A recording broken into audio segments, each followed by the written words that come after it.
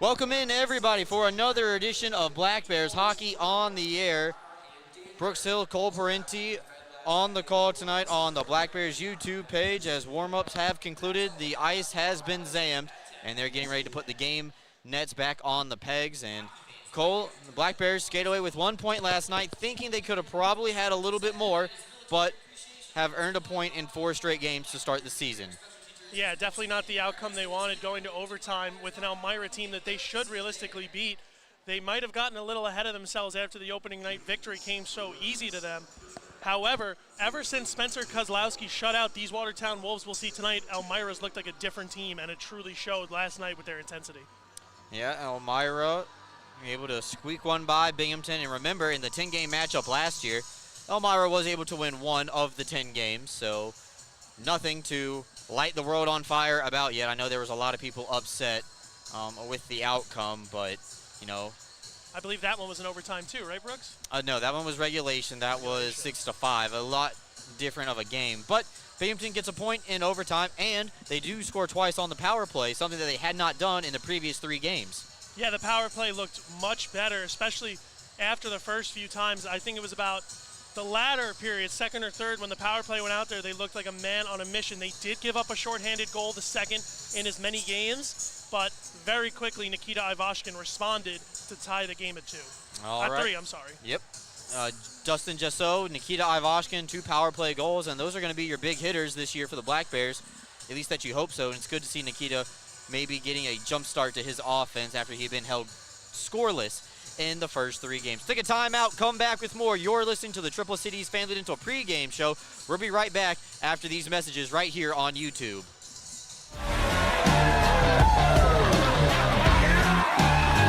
Jersey, bring us the Hennies! Yeah! All right, I got the Hennies. Anthony's out, eh? Oh, yeah. Cheers, baby.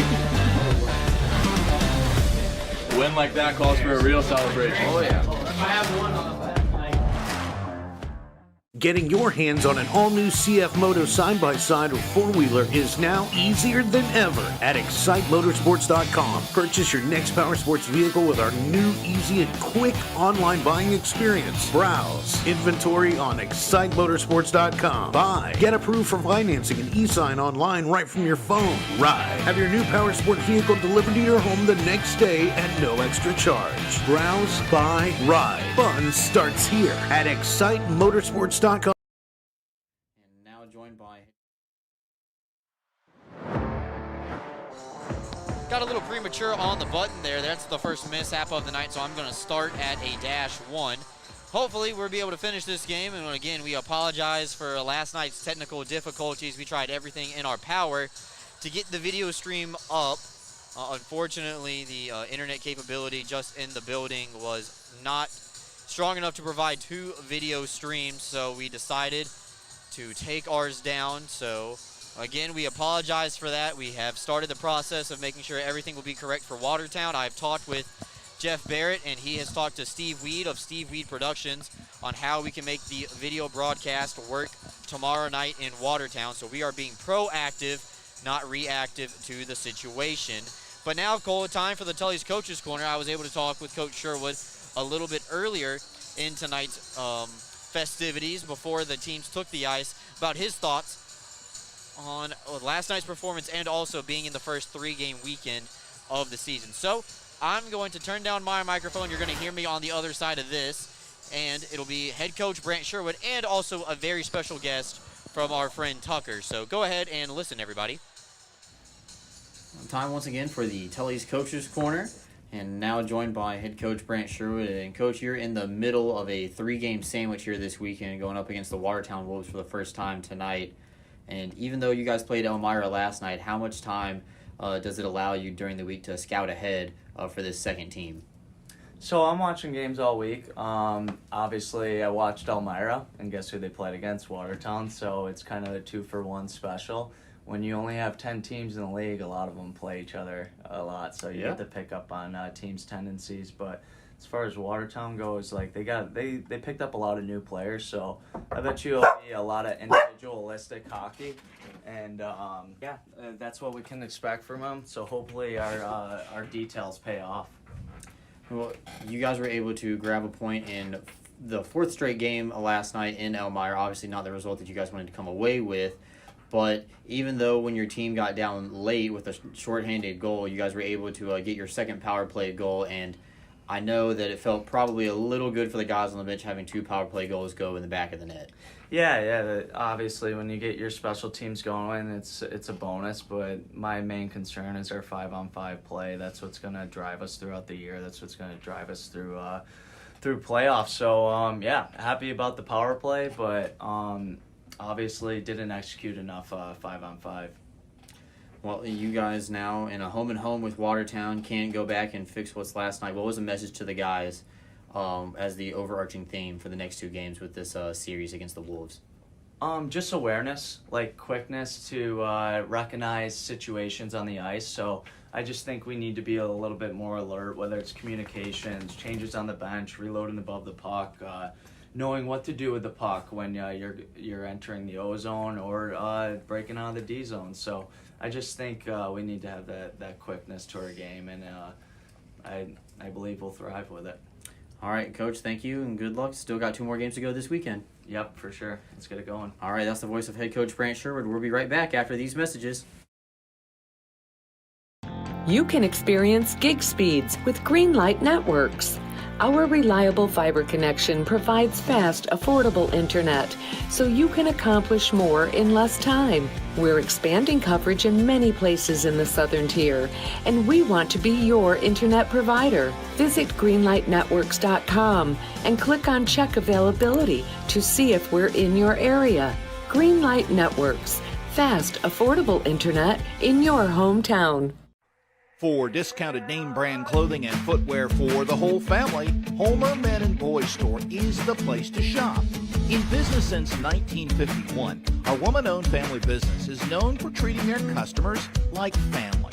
And there's nothing more important to us than backing every sale with friendly service. Come visit us to see the largest pair of jeans in the world. Come see what we have for you.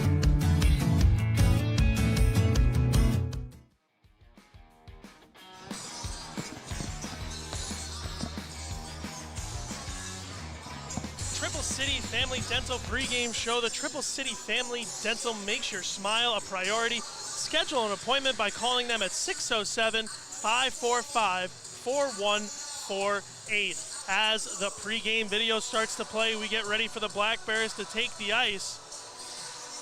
And Brooks, a few highlights from last game which we went over, but what are you excited to see tonight? Ready to see how the team bounced back. You know, this is a hard situation for the Black Bears. Yes, you're coming back at home. Yes, there are more people in the building tonight than what there was last night in Elmira on a weeknight. But, you know, if you continue to think about last night's game, you will lose tonight. You cannot let Elmira beat you twice, even though they're not in the building tonight. And hopefully the Black Bears respond. They've already flushed that one down the toilet. Can't go back and change it. And you got to move full steam ahead, and your focus is on Watertown for the next 2 nights. Yeah, you can't live in the past. You can't go back and change it. You can't replay ifs and whats and hows. You just have to focus on the challenge ahead, because this league will come at you fast, and if you're too busy stuck in your own head, you're not going to get to a good result. All right, looks like the Black Bears are getting ready to come out of the tunnel. Before they do, we meet tonight's starters. Let's talk about the Court Gesture Athletic Club. Injuries and scratches. Court Gesture Athletic Club, Binghamton's premier facility. Tonight's scratches, and Alex Gamzatoff and Andrew Logar up front. 2 forwards as Thomas Ray and Josh Fletcher draw back into the lineup. And Connor McAnanama is the 3rd goalie once again tonight, as Sam Levecchi is going to be the first, going to make the first 2 home starts out of this 3 goalie rotation. Yeah, as you see now, your Binghamton starting lineup, Tommy Ray and Dustin Gesso. Yeah, that means that Josh Fletcher and Gesso, who are going to split time tonight playing center. So you're going to see those 2, a switch in between the left wing and the center position, and nothing wrong with that. And, we'll probably see just so in the offensive zone take those face-offs, and then, maybe in the neutral zone or maybe just positional-wise outside of the face-off dot, we're going to see Fletcher play the true center position down low in the defensive end. Yeah, and the two guys on the back end will be Liam Anderson and Dan Stone. And there you see Sam Lavecchi as he takes the ice. And we are almost ready for hockey, Brooks. Just a national anthem to go. Yep, we want to thank you for listening in to the Triple Cities Family Dental pregame show. As Cole mentioned before, Triple Cities Family Dental always makes your smile their priority. Schedule an appointment by calling them at 607-545-4148 today. And tell them that Brooks and Cole from the Black Bears sent you over. We're getting ready for the national anthem as the colors are being presented here tonight. We will take a timeout and be right back in about 90 seconds or less. We'll be right back after these messages right here on YouTube.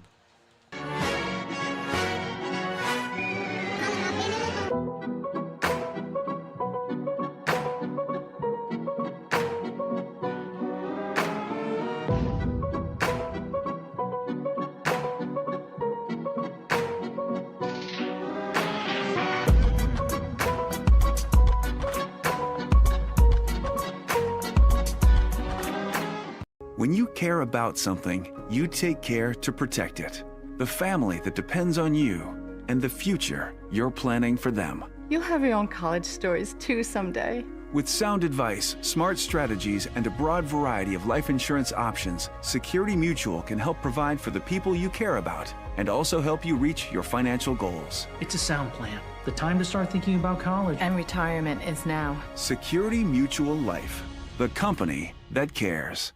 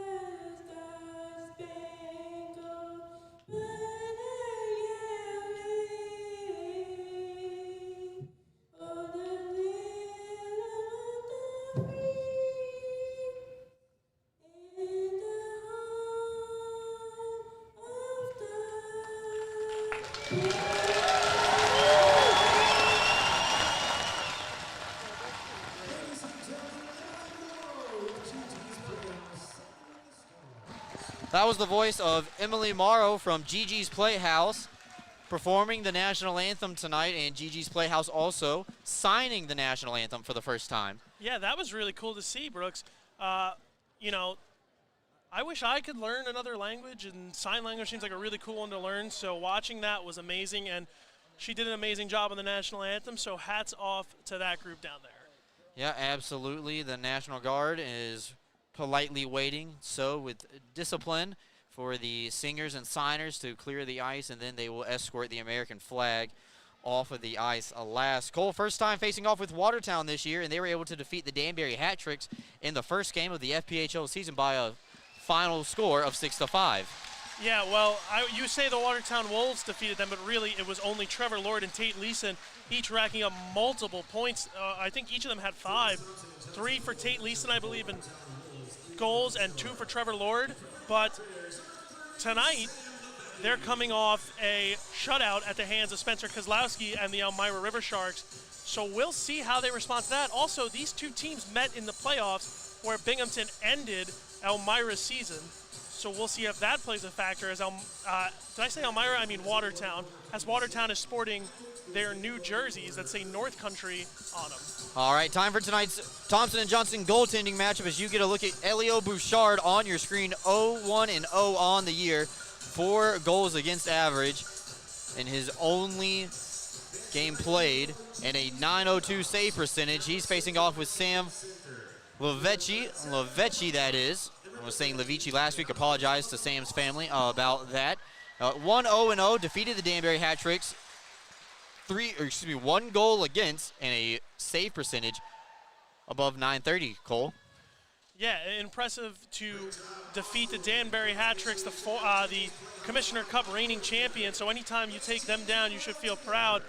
Watertown looking to respond, however, so we'll see if they come out with a quicker jump or if their game from Elmira is still hanging over them, like hopefully the Black Bears is not. All right, our good friend Austin, not wearing his normal outfit tonight. It's Halloween weekend. Typically, Austin's always in a costume when he's around. Austin also is the Arctic Bear from our friends over at Arctic Bear Heating and Cooling. He did a ceremonial puck drop tonight. He's a friend of Gigi's Playhouse as well. But it's now time to put the puck on the ice, and it looks like we're ready to go. Dustin Jasso is going to take the opening faceoff, going up against Thomas Murphy, who did not have a number on the official roster sheet. He's going to wear number 20 dressed in white tonight. Black Bears with the first possession of the game. That pass trying to hit Jasso. Cannot find 22 in black stick, and this leads to an early icing against Binghamton. First period brought to you by our friends over at Dragon Billiards Instruction. Learn, shop, and repair all things billiards at their store in Vestal. Check out their website, dragonbilliardsinstruction.com. Cole, you good at pool? No, I am actually awful, Brooks. I can't get the ball to hit. I'm so bad. Pavlov throws a wrister wide of the net, and there is the first save of the night for the Black Bears goaltender as the referee puts the quick whistle on as Sam Levechi covers up very quickly on any follow-up chance that Watertown had. So, go ahead, Cole. No, go ahead, Cole. Yeah, rebound's never a good recipe to keep goals out of your net, so hats off to Levechi for hanging on, and we'll do it all over again here. Yeah, Liam Anderson was on the receiving end of a very heavy hit last night from Brett Parker, the former Black Bear, now turned River Shark. But didn't miss a shift, came back out. As Fletcher ups the puck over for Jasso, gets around Hannakainen, and then takes a heavy hit from Dakota Seaman. Same story, different day with Dustin Jasso. He's always the center of attention when he's carrying the puck. And you can tell that guys just light up when they see 22 in Binghamton colors skating with it. They know they're going to be able to try to get a piece of them. Yeah, well, they also saw him take some retaliatory penalties, so I think they're trying to draw that out of him. Jasso keeping a level head there, which is a good start to tonight. All right, Tommy Ray with his first touch of the puck here. He cuts through the middle of the ice. He's run into on the way through by Tate Leeson, former member of the Elmira Mammoth last season. Been with Watertown this year, had a good night, opening night, as Cole alluded to in the pregame show. Him and Trevor Lord, 16, in white and blue, doing a lot of the heavy lifting. But now Mac Lewis has a lot of space as it's kicked out by, or on a shot from Boyd Lahr. There's Bouchard's first save of the game. Now Binghamton comes in, rebound. Thompson looking for another goal in back-to-back nights. Scorched through the blue paint, not out. Binghamton starting the cycle 25, 17, and 19. As Kirby centers it, Lewis hacked it wide. Back down low near the goal line. Thompson starting and stopping down low. Good offensive zone time for Binghamton right here. Weber and Boyd Lahr holding the line. Thompson power move. Rolls off his tape. We saw that happen a lot last night in Elmira as this puck is floated out to the neutral zone right at the red line. Boyd Lahr gets the red line no further and dumps it in while Binghamton will roll the change. Get 5 fresh bodies out there, Mighty Duck style. Yeah, that was a great hustle shift from that group. Mac Lewis especially keeping that puck in possession of the Black Bears throughout. JT Walters nullifies a late developing 2-on-1. Puck still in the Binghamton defensive zone, but Ivashkin, scoring his first goal of the season last night, turns it over. That one's kicked out by the Black Bears goalie. Levechi from Rochester, New York, spent his junior days and youth days really playing with the Rochester Coalition, an outstanding AAA program. Won the national championship right before he came here to Binghamton. Anytime you can have national champion attached to your name in anything, it's pretty good. Ivashkin gets a piece of it, and that allows it to come out to the neutral zone. Stenko has it hop over his stick, but the Russian lefty skates in with it around the referee. He sends Gingrich down to the ice as Gingrich was the one trying to lay the hit on Ivashkin. Connor Smith, nifty lift will play. Hannakainen, though, his first game with the Wolves this season. Saw him last year as well.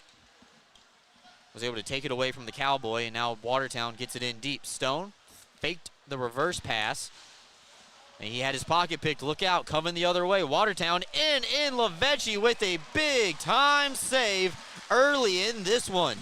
Oh, wow, way to come out and sprawl to find that puck. Not a good giveaway at all. We saw that burn the Black Bears last night a few times for goals. They need to tighten up in their own zone if they're going to be successful, Brooks. Shots tied at 3 early in this one. Carter Thompson and Dustin Jasso take the face-off, and Jasso hits it cleanly over to Tommy Ray. Excited to see how this line's going to respond after 2 of the 3 being a healthy extra last night. Jasso's slapper goes wide of the target. Stone FIFAs it up to his stick blade and then run into immediately by a pack of Wolves just inside the blue line. Cleared out, and the Black Bears retreat into their own end. Seeing a lot of forecheck early on here for Watertown. Maybe part of the game plan is see if you can tire out Binghamton early. Watertown did not play last night. Binghamton did, and went to overtime, so 60 minutes and then some change for a lot of the guys out there on the ice. Yeah, Brooks, I'm exhausted. I can't imagine how they feel. Liam Anderson on the back end trying to get it up to Fletcher. Binghamton waits up at the line. They do cross on sides, but Watertown gets over to a loose puck and is able to throw it all the way through. I believe this missed everybody. It did, and we're going to come back for an icing call here with 15-16 left to go here in the first period. Yeah, pass is not too crisp to start this game, but we saw that last night where it got figured out halfway through, so we'll see the Black Bears trying to make an adjustment and get these passes to where they want them to go. A 2-for-1 beer night here. And it's kicking off Halloween weekend a little bit early. Got a costume contest coming up during the first intermission for the fans in-house tonight. Watertown, though, 3-on-2 comes the other way, and a wrister absorbed by Lavecchi off the stick of Quentin Roseboom. Roseboom was one of the guys who came to the Chicago free agent camp and was signed to a PTO, was called up for training camp in the SPHL with the Fayetteville Marksmen at the Crown Center down in Fayetteville, and then was released of his Black Bears contract, signed a free agent deal with Watertown this week, and he's wearing 14 dressed in white.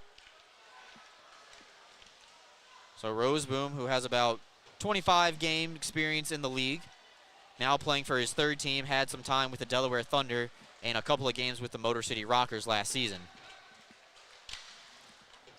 Now Weber, 61 in black. If you know, you know on that one. That puck is turned over off the tape of Tyson Kirkby. Watertown's on sides. Look out, Trevor Lord on the back end into the chest of Lavecchi. Puck still available down low. Watertown now trying to maintain a little bit of momentum here in the period as they have 5 shots to Binghamton's 3. Binghamton has not been outshot at home in a period yet this season. That's going to be dumped in front of the red line, and Binghamton punts, get some fresh bodies out. We'll live to fight another day. Murphy's wrister caught by Lavecchi, and Lavecchi with a little push at the end of that play as Tomasi might have given him a little bit of a snow shower.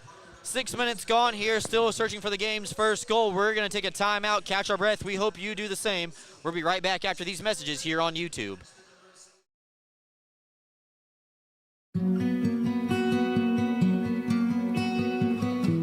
Advancements in new clinical therapies are made possible by heroes like you. Velocity Clinical Research is looking for volunteers to participate in clinical research studies. Compensation is provided. There's a Velocity location near you on Old Vestal Road in Vestal. Learn more about participating and becoming a Velocity medical hero today. Whether you're a high school or college athlete or a weekend warrior, Guthrie is the area's premier sports medicine program. offering injury evaluation, concussion management, physical therapy, and more. With a full team of providers across New York and Pennsylvania offering same or next day appointments, Guthrie gets you back in the game as quickly as possible. Call the Guthrie Sports Medicine team today at 866-GUTHRIE or learn more at guthrie.org/sportsmed.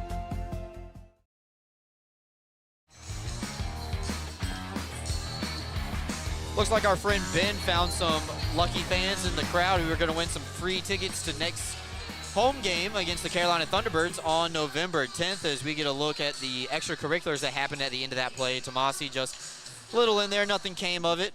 One thing I have noticed so far about Levecchi's game, not afraid to get involved physically with a person in his paint.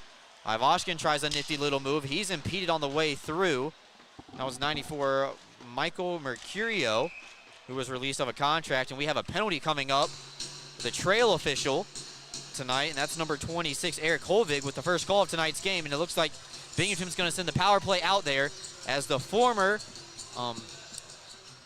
Binghamton right property, I think that's the right way to say that, Binghamton used to own Mercurio's rights to play in the league, was released of his contract after an SP team did not stick with Mercurio, but now finds a home with Watertown. If I read that number right, if that's 34, I apologize. And Binghamton right off the rip on the power play scores. Brendan Stanko lights the lamp, and the Black Bears are up 1-0. Well, when it rains, it pours, Brooks, and now that this power play has got itself going nice and early, Brendan Stanko cashes in on a great rebound recovery off, I believe that was JT Walters who fired it. I'm sorry, or was it Mathieu Boilard? We'll catch the replay in a second. But really nothing Eloy Bouchard could do about that once that puck was on the tape of Brendan Stanko.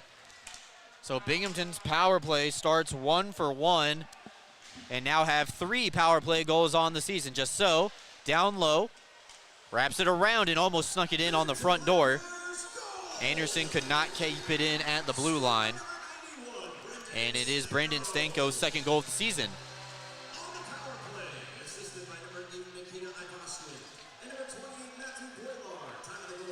So Ivashkin gets the primary assist. Boilar gets the helper on the tail end of the scoring play. All that matters is Binghamton is up 1-0. Yeah, Brooks, we've seen defensemen like Mathieu Boilard and JT Walters step into more of an offensive defenseman role with former offensive defensemen like Colin Fitzgerald and Jake Schultz leaving the team. Anderson's wrister through traffic. Bouchard kicked it out with his pad. Jasso draws it into the corner, leaving it for Somero. And now Jasso, victim of a great wrap check from Elio Bouchard, but Binghamton did keep the puck in temporarily. Now Watertown skates out of harm's way, and Pavlov playing it up. Blacksmith lost his hand on it. Levecchi kicked it out. Levecchi, rather, underneath a couple of Watertown Wolves, and then cleaned out by the offense. An errant play by Watertown. And they're going to have to pull it all the way back and come 200 feet for this next play. Yeah, they thought they had their defenseman up at the top point right by the Visions ad, but they did not. They were at the 2 corners, so not a good look for Watertown. Dan Stone playing with Liam Anderson tonight. Those two have played all 4 games together so far. Lewis up at the red line. Lost his handle on it as Lord now skates away. Lord run into the wall by Dan Stone, and those are 2 tall guys going into the wall right there. I believe that is a 6'3" and 6'4" going at it. A lot taller than you and I. Stretch pass is off sides for Binghamton as Thompson could not corral it in time in front of that Watertown bench. Take a look at this Heinz Energy replay right there. That was a power play goal. If our friends in the video can run that one more time, we can talk through it. Here you watch Boilard take the pass to Ivashkin, who gets the slap shot off. Ivashkin playing sort of the quarterback role on this power play, and Brendan Stanko showing off the jersey. Good, that was the second unit too. And Smith now, wrister right into the back of Roseboom's leg. That's gotta hurt. That's off the stick of Tomasi. They're gonna say to play on here. Thought that would have been icing as it was deflected behind the red line, but nonetheless we play on. 11 and change left to go here. Boilar pokes it out, gets past the line. Binghamton was already flying the zone, and they had numbers coming the other way. Now Mercurio dropped it back as that's going to be knocked in. It could be a 2-on-1. Smith and Ivashkin. Look at this duo. Ivashkin trying to get it across, and it goes in on a failed centering pass. Sometimes it's better to be lucky than good. In the case of Nikita Ivashkin, he's both. Throws it off the backside of the goaltender, and the Black Bears lead by a pair. Well, Brooks, what do I always like to say? They don't ask how many. They don't ask how, they just ask how many. And Nikita Ivashkin trying to get the pass over to Connor Smith a little late, tips it off the back of the goaltender Bouchard, and it finds Twine. So the Black Bears double their lead, as you see it here on your screens. Just, you know, like you said, it's better to be lucky than good. Nikita Ivashkin's both, as that puck sneaks its way into Bouchard, who got just way too deep in his net. And looks like Coach Brian Verbeek is going to have a quick leash on his starting goaltender. Elio Bouchard's night is done, and enters the backup goaltender tonight, number 61, Josh Rosenwig. And now, first time this season, Cole, that the Black Bears are going to face off with a right-catching goaltender. See how they respond here. Interesting move by Coach Verbeek to pull his goaltender after giving up only 2 goals in the first 10, especially against this high-flying Binghamton offense. So we'll see how that turns out. Icing against the Black Bears.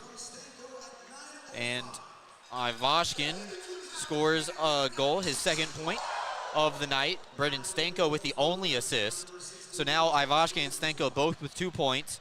Ivashkin now 2 goals on the year, and Stanko, again, 2 goals on the year as well. 2 in as many nights for Nikita Ivashkin, as you see it again here on your screen. You know, Nikita had a similar kind of lucky bounce goal, if you remember last year, Brooks, but that one bounced up over the glass and hit the back of the goaltender. So I don't know if he practices that, but he sure gets him to go in. Now, third goalies tonight, Travis Ridgen for Watertown, Connor McAnanamaw for Binghamton. Wondering if we'll see anybody different dressed in the protective gear tomorrow night, just on the basis of playing on back-to-back nights. Now Watertown coming back the other way. Leasing all alone out in front, had it denied by Jesse Anderson at the last second with a back check. Just so shields his man off of the puck, and Binghamton will just glide it back out to the red line. Touch up, get set defensively. Fletcher's going to go for a change. Just so follows suit, and Thompson and Kirkby will come out to take their spot. No icing, says the linesman. Walters could not let the puck go any further without intent to play it. Keep that clock running. Under halfway through this first period. Binghamton up by a pair thanks to Stanko and Ivashkin. Tomasi playing it over for Pavlov. Lefty coming down the right wing side, throws it all the way across the blue line. Mercurio throws it into a diving Anderson, who blocked the shot. Check that, that was Somro, excuse me. Kirby tried to skate it out of harm's way, held in though by Watertown. Now Binghamton gets it away, and looks like Austin Thompson might have a chance here. He got a low angle, centers it up for the captain, knocked it down, tries a stuff chance. Rosenzweig with a beautiful first save of the game, and the referee blows it dead. Kirkby tried his hardest to push it in off of the goaltender's skate. Got sent down to the ice, but a great scoring opportunity takes us to another media timeout. 9:13 left to go here. Black Bears up 2-0 against the Wolves. Right back after these messages. Are you ready to take your billiards game to a whole new level? Dragon Billiards Instruction and Pro Shop has everything you need to impress your friends and crush your opponents. American Q Sports certified coach Kim the Dragon Young is now accepting new students. From novices to pros, the Dragon helps you find your best game with in-person or online instruction available worldwide. Need help with stance, stroke, or alignment and aiming? We've got you covered. Looking for advanced cue control techniques and trick shots? No problem. Follow us on Facebook at Dragon Billiards Instruction and Instagram at Dragon Billiards Kim for free daily tips and drills, upcoming tournaments and events, as well as exciting contests and giveaways. Subscribe on Patreon for personalized video content. Visit our online pro shop for the lowest prices on the highest quality pool cues, accessories, and Dragon Billiards gear. Dragon Billiards Instruction and Pro Shop, breathing fire into your game.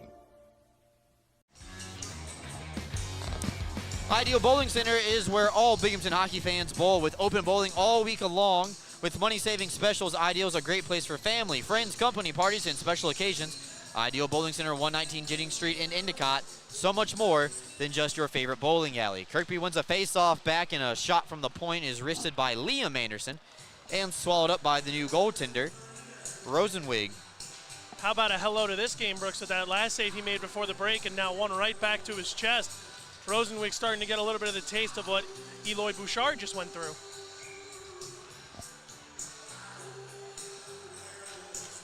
Kirkby wins it right back again, and this time it's Dan Stone throwing a wrister towards the net. It was knocked down by Thompson, but never made it towards the goaltender. Now Watertown coming out the other way. Thornton crossing over the line. Chris Corrigan springing down, and a one-timer from Schmidt fired into the backside of Anderson. Liam, that is. Cleared out to the neutral zone. Binghamton takes over. All the way across for Austin Thompson from Mac Lewis. Pass too soft, but it's given right back by Watertown. Kirkby, low to space, a wrister, blockered away by Rosenwig. And that's the Black Bears playing against a southpaw goalie style for the first time this season. Right there, that would have been a glove save and maybe a whistle, but instead it's a blocker save and the puck stays in play. Kirkby pokes it around one defender, trying to make it two, has it on his tape and threw it right into the chest of the new Watertown goalie.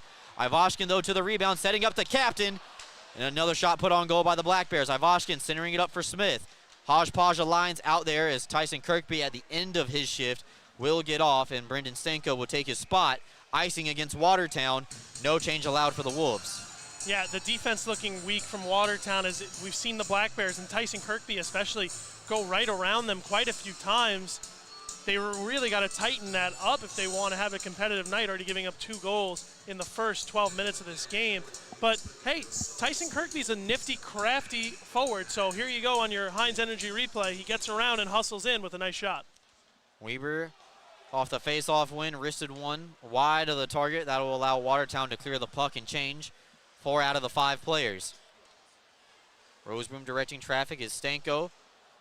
Threw it a little bit too far in front of Matu Boylar, but does get it right back as Blacksmith could not handle the puck. Stanko plays it over for Ivashkin, right onto the tape of Stanko. That pass came in there hot, and I don't think Stanko was ready to receive that pass right on the tape.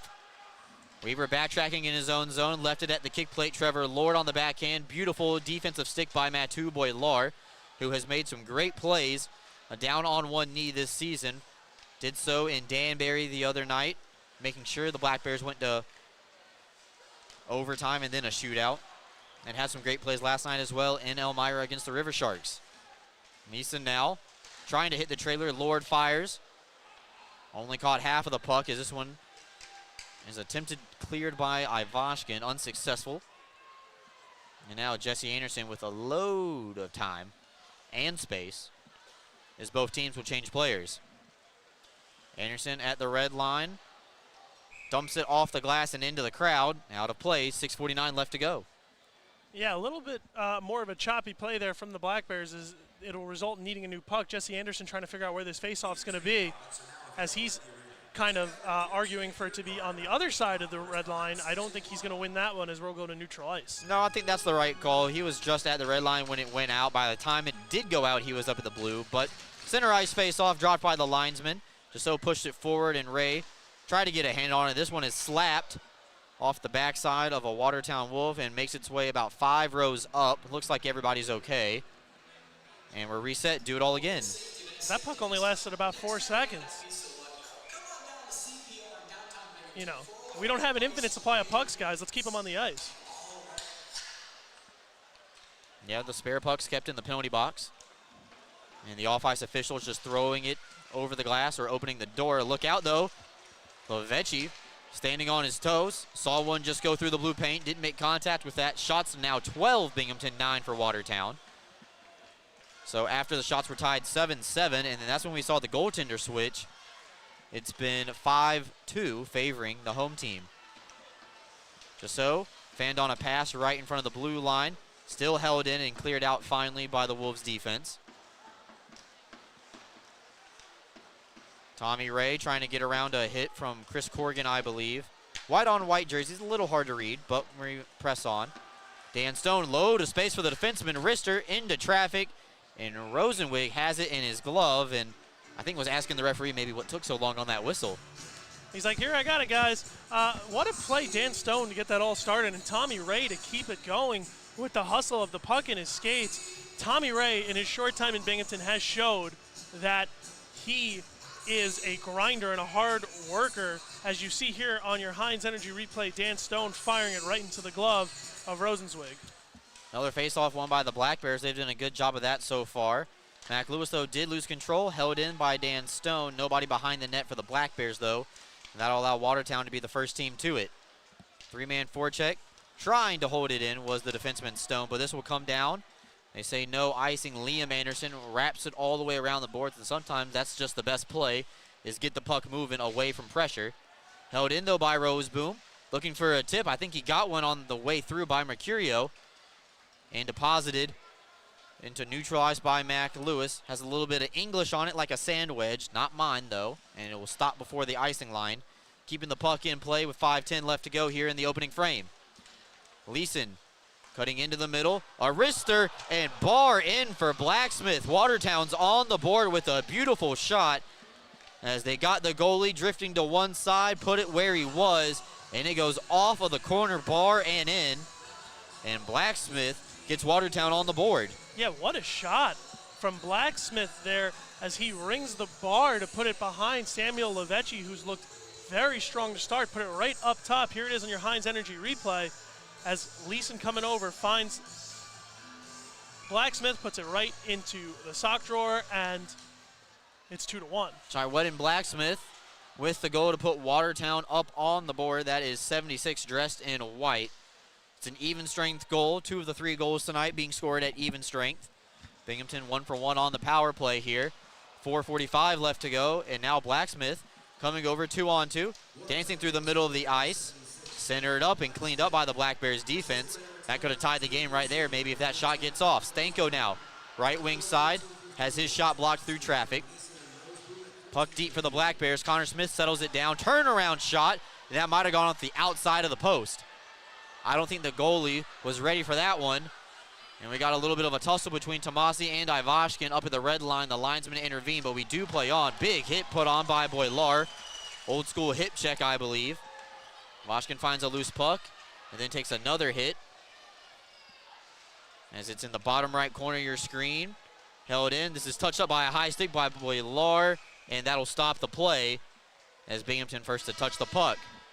We're coming back right after this. Watertown's on the board thanks to Blacksmith's goal. It's 2-1 Binghamton. More to come right after these messages.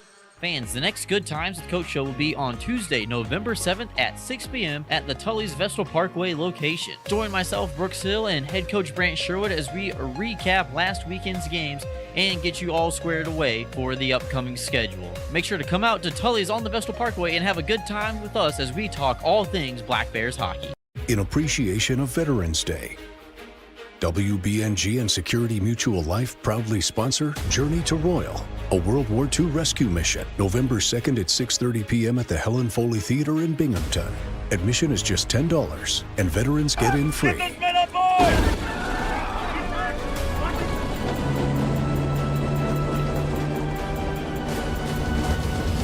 Don't miss this exciting opportunity to see Journey to Royal.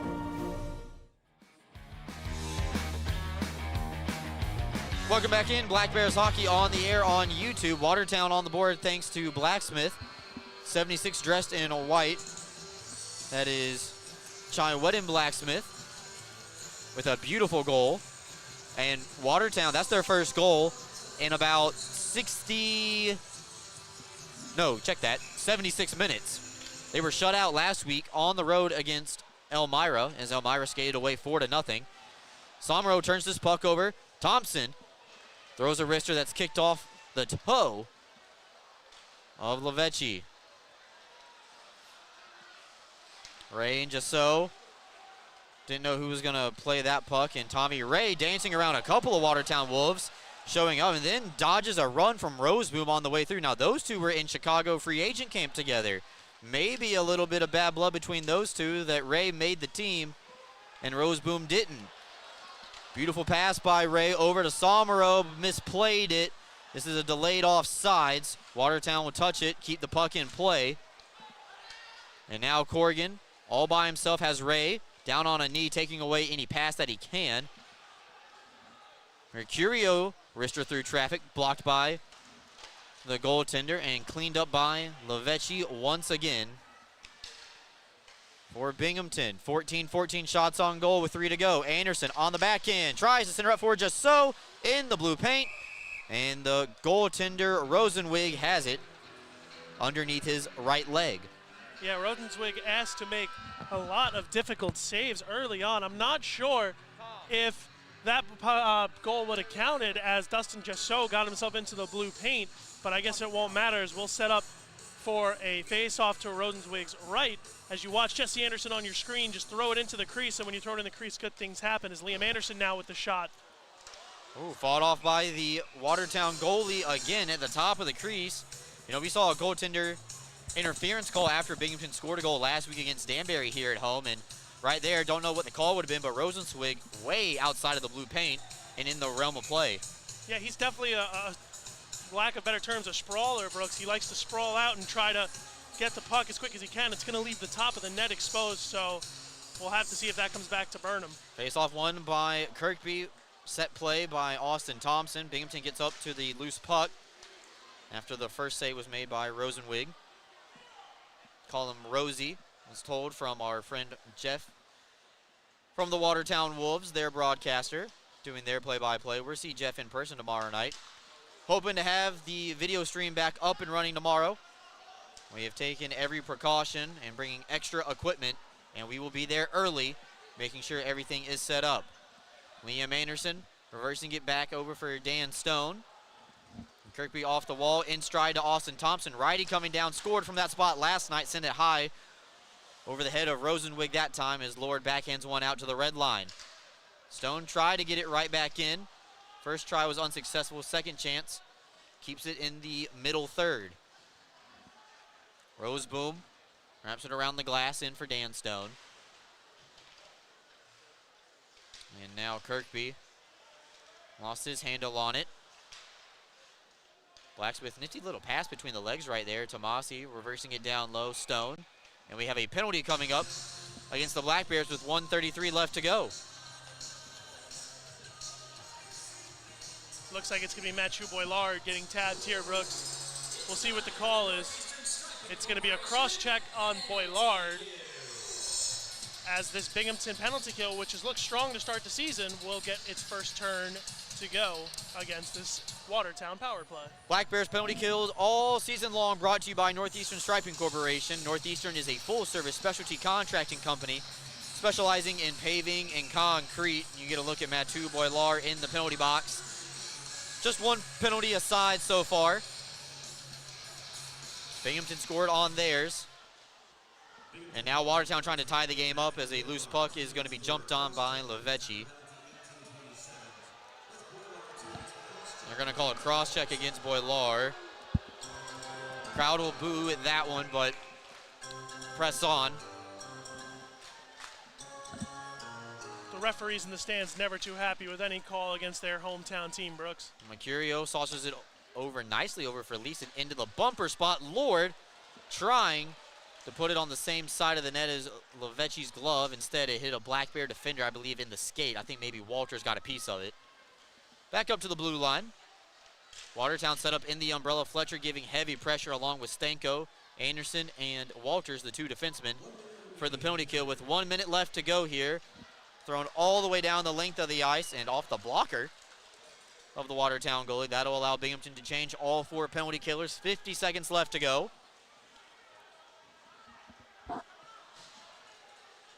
And you're not going to be able to kill this penalty in the period. You just got to kill the period.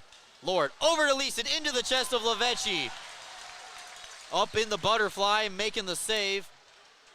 Keeping this game in favor of the Black Bears. Kirkby trying to clear the zone. Hacked at by Liam Anderson right at the blue line. Held in temporarily by Watertown. Now cleared out by the Black Bears. 20 seconds left to go. Final push for Watertown. Kirkby electing to stay on the ice with Austin Thompson. Now Lord trying to get an angle on Stone. Excuse me, that was Weber. Back up to the point. 7 ticks left to go. Broken stick. And Watertown ties the game in the dying seconds of the period. could have been tipped out in front. If not, it's Pavlov's goal from the blue line. And both teams 1 for 1 on the power play in this one. Yeah, another dying second goal here given up by the Black Bears as Butero led the line, so it looks like it'll be his goal. Here it is on your screen. Just a great tip play that you really can't do anything about if you're Samuel Levechi. You think this is going wide, and all of a sudden, backdoor, there is a Watertown Wolf to get a piece of it. Blacksmith in the middle of the play again, so he's been in the middle of every Watertown goal tonight. Clock will run out here, and we will go to the locker room just how we started, even on the scoreboard. 2 goals for Watertown as Binghamton had a 2-goal lead. An even strength goal by Blacksmith, and then a power play goal by Botero has tied the game up and kind of quieted the crowd right before we go to the locker room. Don't go anywhere, folks. We're going to take a quick time out and get you set up for the Excite Motorsports Intermission Report, where we'll have the Binghamton Hockey Booster Club highlights, a look at a very busy out-of-town scoreboard around the FPHL tonight, and we'll talk about what the teams need to do in the second period moving forward. We'll be right back after these messages here on YouTube. This Friday night, the Black Bears are back at home against the Watertown Wolves for a 2-for-1 beer night and our first post-game skate of the season. It's a night of fun planned for the whole entire family, so grab those tickets now at BinghamtonBlackBears.com. Fans, the next Good Times with Coach show will be on Tuesday, November 7th at 6 p.m. at the Tully's Vestal Parkway location. Join myself, Brooks Hill, and head coach Brant Sherwood as we recap last weekend's games and get you all squared away for the upcoming schedule. Make sure to come out to Tully's on the Vestal Parkway and have a good time with us as we talk all things Black Bears hockey. In appreciation of Veterans Day, WBNG and Security Mutual Life proudly sponsor Journey to Royal, a World War II rescue mission, November 2nd at 6:30 p.m. at the Helen Foley Theater in Binghamton. Admission is just $10, and veterans get in free.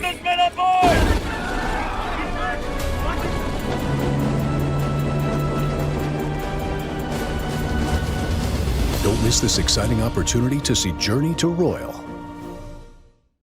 Are you ready to take your billiards game to a whole new level? Dragon Billiards Instruction and Pro Shop has everything you need to impress your friends and crush your opponents. American Q Sports certified coach Kim the Dragon Young is now accepting new students. From novices to pros, the Dragon helps you find your best game with in-person or online instruction available worldwide. Need help with stance, stroke, or alignment and aiming? We've got you covered. Looking for advanced cue control techniques and trick shots? No problem. Follow us on Facebook at Dragon Billiards Instruction and Instagram at Dragon Billiards Kim for free daily tips and drills, upcoming tournaments and events, as well as exciting contests and giveaways.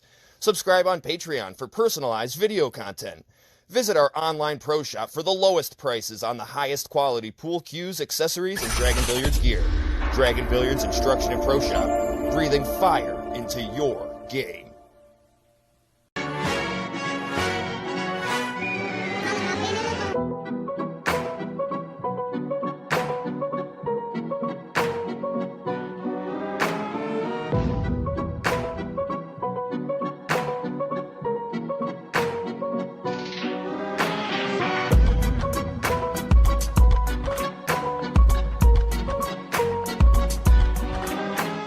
When you care about something, you take care to protect it.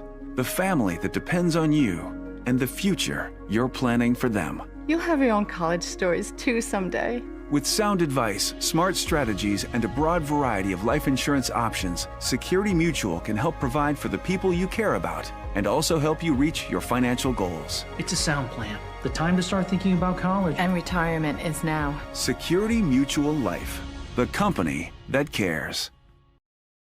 Slaughterland Scream Park is upstate New York's most thrilling scream park and is now open for 2023. Unveiling its 5th and most terrifying attraction. Visit them soon at 666 Barrier Road, Binghamton.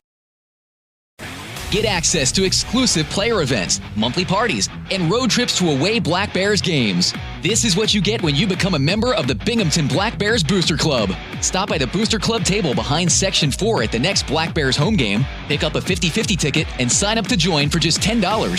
Stay up to date on the Booster Club by liking their Facebook page, facebook.com/Binghamton Black Bears Booster Club. Monthly meetings with players, road trips, and a whole lot of fun when you join the Black Bears Booster Club.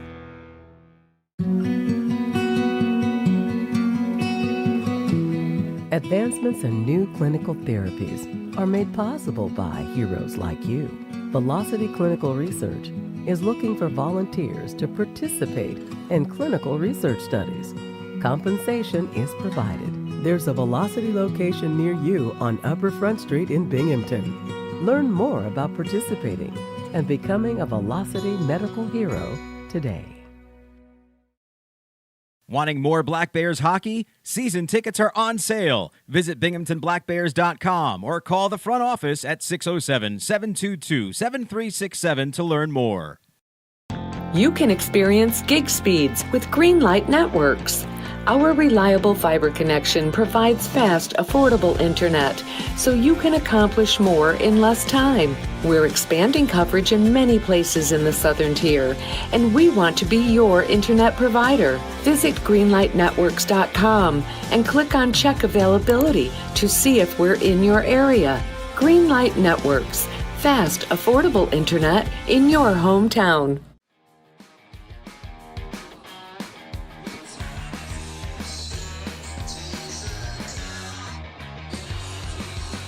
Welcome back into the Excite Motorsports Intermission Report. Brooks Hill and Cole Parenti out up in the press box as the ice crew is down there on the ice for the Alexander Cafe's t-shirt toss. Just had a new champion for the Black Bears costume contest. It is not going to be Hulk Hogan this year, taking home the crowd. I believe we had a lobster and a mermaid duo of some of our younger fans taking home the prize, and also runner-up a very, very cute little bumblebee as well. So Halloween starting early here in Binghamton, and some scary situations at the end of the period for the Black Bears as Watertown does erase that deficit with 2 quick goals. And they are in the process of reviewing the video on the official scoring. So we will get an announcement from our off-ice officials probably during this intermission. By the time we get through everything, we'll come back and have everything sorted out. What we do know is the teams are tied 1-1 on the power play. So both operating at 100%. Binghamton now 3 power play goals on the season, but they do give up their first shorthanded Northeastern Striping Corporation penalty kill goal of the year. Bound to happen eventually. You weren't going to go all season with it. But, Cole, what did you see in the first period there? Well, Brooks, you know what I like to say? The magic number for me is 100. Added up between your power play and your penalty kill, which still is holding true for the Black Bears. It looks like that power play from Binghamton has really gotten itself going and figured itself out. I think Nikita Ivashkin having his new line mates where he's really found chemistry with Brendan Stanko. He played a lot last year with Chad Lopez, a crafty center, and Brandon Stanko is another crafty center. And then Connor Smith is another weapon that defenses have to focus on, giving Nikita a little bit more breathing room than maybe he's used to. The penalty kill, nothing you can really do about the goal they gave up. It was a tip play in deep. Maybe the defenseman could have pushed those guys out of the crease a little more, but you know, you just wipe that one out and you get ready for the second period where the Black Bears need to come out with more shots because they were outshot by Watertown 17-5. The first time this season a team has outshot the Black Bears here at home in a period. That's the voice of Cole Parenti, Brooks Hill, right here doing the call here tonight on YouTube. We want to thank you for tuning in once again to the broadcast here on YouTube. As we just got past some information on the official score, it looks like it'll be number 18, Mark Botero, which is what I had written down the first time. So it looks like I'm still operating at that. The assist will go to number 21, Vlad Pavlov. And I'll get the secondary helper in just a little bit. We're going to take a timeout, come back with more. You're listening to Black Bears Hockey on YouTube and part of the Excite Motorsports Intermission Report. Right back after these messages from our good friends. For discounted name brand clothing and footwear for the whole family, Homer Men and Boys Store is the place to shop. In business since 1951, our woman-owned family business is known for treating their customers like family. And there's nothing more important to us than backing every sale with friendly service. Come visit us to see the largest pair of jeans in the world. Come see what we have for you. All about you make me think of good things. Good things. Like calming tempers down. Good things. And passing them around. So stand up and cheer. Well, that's gonna be a good thing. Share a good-natured Canadian Pilsner. Awestruck Premium Hard Cider, crafting transcendent, awe-inspiring liquid made and sealed right in Sydney, New York with New York State apples. Improve your day with Awestruck Premium Hard Cider. CryoWorks provides cryotherapy that uses nitrogen-cooled air to target specific areas of pain and inflammation.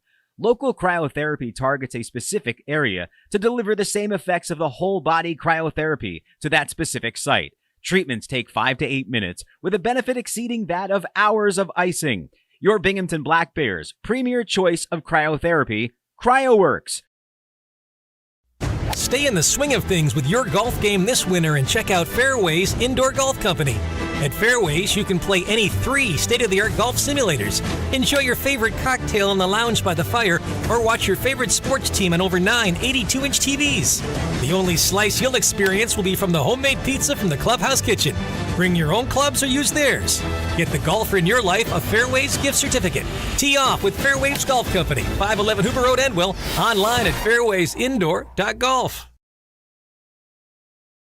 Slaughterland Scream Park is upstate New York's most thrilling scream park and is now open for 2023. Unveiling its 5th and most terrifying attraction. Visit them soon at 666 Barrier Road, Binghamton. Are you compassionate and interested in providing care to people with developmental disabilities? Check out a New York State career with Broome OPWDD. Enjoy great benefits such as job security, health insurance, retirement plan, paid time off, opportunities for advancement, and so much more. Positions as direct support professionals in the community or at a secure facility might be exactly the change of pace that you're looking for. For more information, call 607-240-4786 or go online to www.opwdd.ny.gov. Go with the winner, Jeff Kai's Auto Sales. We have a huge selection of vehicles and every tool available to fit everyone's credit needs. If you've been told no before, I say no when it feels so good to say yes. Get the vehicle you deserve. Yes, that's awesome. With our guaranteed credit approval program, which can easily be filled out online at jeffkais.com. Jeff Kai's Auto Sales, Apple Lincoln. Go with the winner, Jeff Kai's. Are you planning on traveling to Binghamton for an upcoming Black Bears game? If so, check out La Quinta Inn and Suites by Wyndham for a night away from home. La Quinta Inn and Suites is a short drive from the arena and is conveniently located off of the Southern Tier Expressway and Highway 17 with easy access to Interstate 81 and the Vestal Parkway. La Quinta Inn and Suites by Wyndham at 581 Harry L. Drive, Johnson City.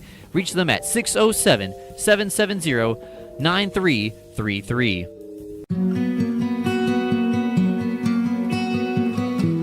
Advancements in new clinical therapies are made possible by heroes like you.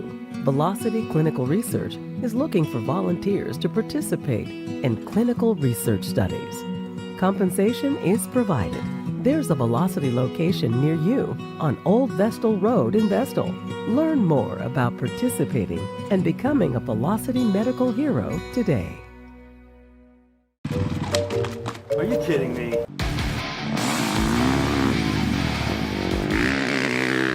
How do you do that? Dude, I just got a new hot spring spa. Carlisle has hot spring spas starting at $39.95. Come see how we make every day better by relaxing in a hot spring spa.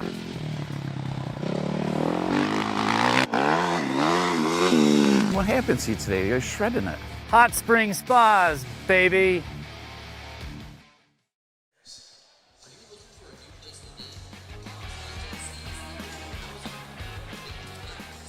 Welcome back into the Excite Motorsports Intermission Report. Excite Motorsports, browse, ride, and buy. Free next day delivery to New York and Pennsylvania. You can visit them online anytime at excitemotorsports.com, and during regular business hours, you can call them at 607-341-7588 or give them a visit at their location in Vestal at 408 at Front Street.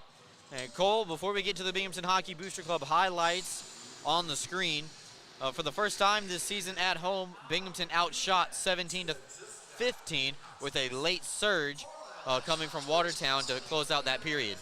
Yeah, a lot of shots from Watertown, but they weren't necessarily good shots. They were pucks getting chipped in deep, pucks getting thrown just at Sam Lavecchi, where Binghamton had some good shots on goal and some good opportunities, so I wouldn't worry too much about that number.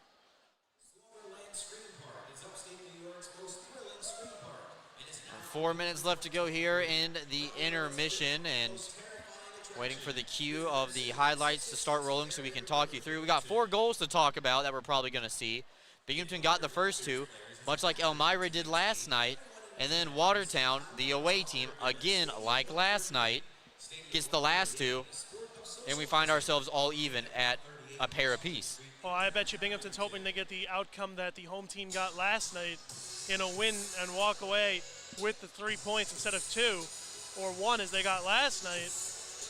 And a strong period from the offense. They just need to keep up the intensity, keep up the pressure, and get their first puck behind Eloy Bouchard. If you're just, Rosenzweig, if you're just joining us, Eloy Bouchard pulled 10 minutes into this game after giving up 2 goals. All right, while we're waiting, let's take a look at the out-of-town scoreboard. That'll give us something to clear our mind a little bit. We already know where we stand after a 1 period here, getting ready for the second. Mississippi, Port Huron, also a high-scoring first period, as the Prowlers and Seawolves are tied at 3 after 1, and Port Huron was up 3-1. It's the Seawolves who mount a comeback and tie the game up at 3. No score in the Carolina-Danbury game up in Connecticut, a rematch of last year's Commissioner Cup Finals, scoreless. They're still in the first period in that one. Over in Michigan, Fraser that is, Blue Ridge and Motor City yet to score. That game started at 7:30 as the Black Bears start to make their way back out on the ice. And coming up at 8:30 Eastern time, the second of back-to-back between the Columbus River Dragons and the Baton Rouge Zydeco. Columbus, 6-3 winners last night, but good to see some fight from the Zydeco and get 3 goals on the board in their first game. Yeah, a Zydeco team that went through a lot of change before they even played their first game. So to even find a little chemistry and connect for 3 goals is definitely a good sign, as here we go with our replays. Yep. Here are the Binghamton Hockey Booster Club highlights from the first period. We had 4 goals to talk about. And there's a shot from Mac Lewis, a close call for Thompson. The Black Bears did score on the power play. That was a big first save right there by Lavecchi, right on your screen. And then locating the loose puck. Another good glove save right there, and that was a little bit of a snow shower from Tomasi on the way through. Here it is on the power play for the Black Bears. First shot was saved, rebound knocked in by Stanko on the follow-up from Ivashkin. That was the game's first goal at the 6:20 mark.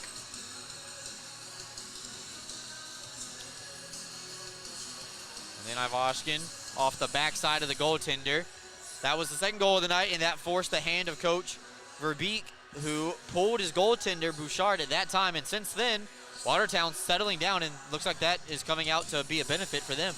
Yeah, Coach Verbeek must have not liked what he saw after that lazy goal, as you get some more saves here from Rosenzweig. The first time he was asked of, and he came through with a nice pad save, hugging onto that post. And the Black Bear onslaught wouldn't stop, and he stood tall through everything. So we'll see if the Black Bears can finally crack through on this goaltender who is catching with his right hand, something they haven't seen all season. All right, back in 30 seconds. Enjoy the rest of the highlights from the first period.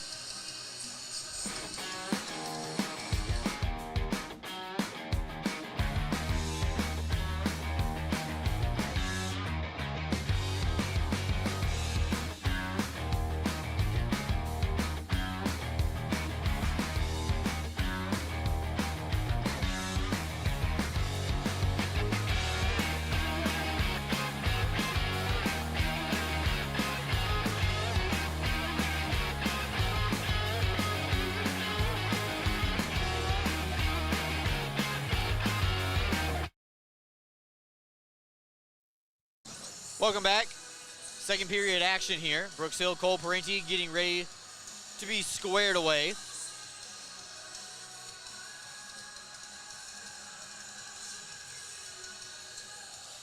And the second period is always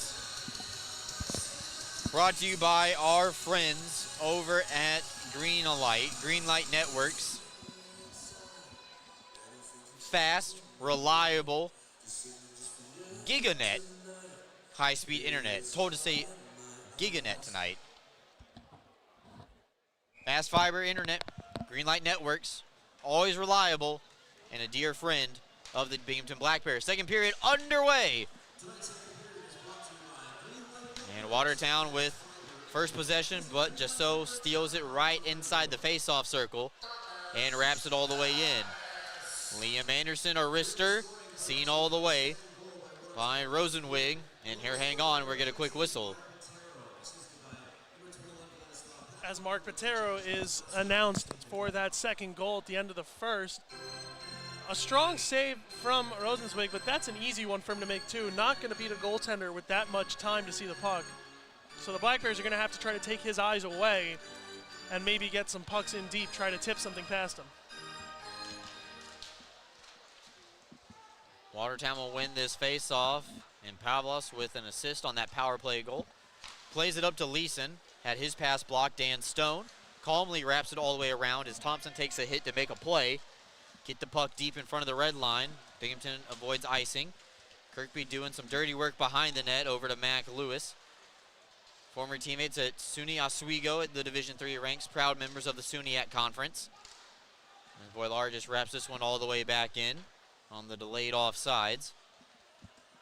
College line mates, and once again, here in Binghamton. Binghamton has a couple of pairs like that. Brendan Stanko, Connor Smith as well. As a wrister thrown wide, looking for a tip, none available for Watertown. Roseboom impeded from behind as Mac Lewis plays it over to Boilar, who does get it deep again. Referee says to play on, gentlemen. Watertown will comply. Minute 10 gone here. Period number 2 brought to you by our friends over at Greenlight Networks. As that pass is stolen by Weber, has a man open all the way across, saucers it over to Fletcher. Thought he was going to go to Jasso, trailing the play, but instead Binghamton holds it up at the end of their bench. Ray run into, trying to get it over to Jasso. Fletcher, Jasso, and Ray, the three forwards on this line. As Ray's going to be the high checking forward. Does work out. Over and swallowed up by Rosenwig as Dan Weber had a wrister go through traffic. Yeah, hit him right in the chest, gets it right in his breadbasket. So need, like I said, to take away his eyes and make him try to fight off some pucks in deep. More reactionary saves would be what the Black Bears want to see than Rosenzweig seeing it the whole way. Josh Fletcher last off the ice. And now Walters, or wrister. That was a little softy thrown into the chest of Rosenwig, and Walters looks down at his stick like, is something broken with this thing? Not as hard as he normally shoots it, but we've seen that before. Yeah, it looks like the Black Bears have made a point of emphasis to shoot out by the blue line because we're seeing them do it a whole lot to start this period.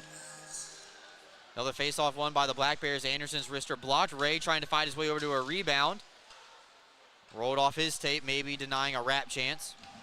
Binghamton maintains possession, knocked down, hack and whack time. Goalie's in the splits.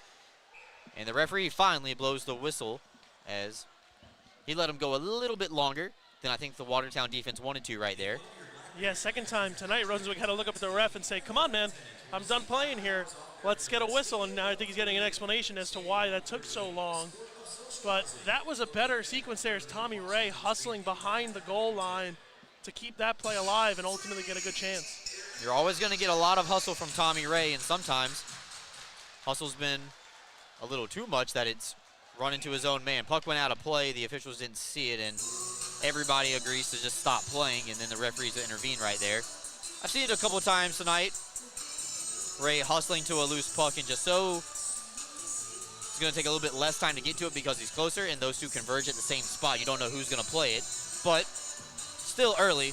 Only playing the 5th game of the season here tonight. Binghamton with points in their first 4 games.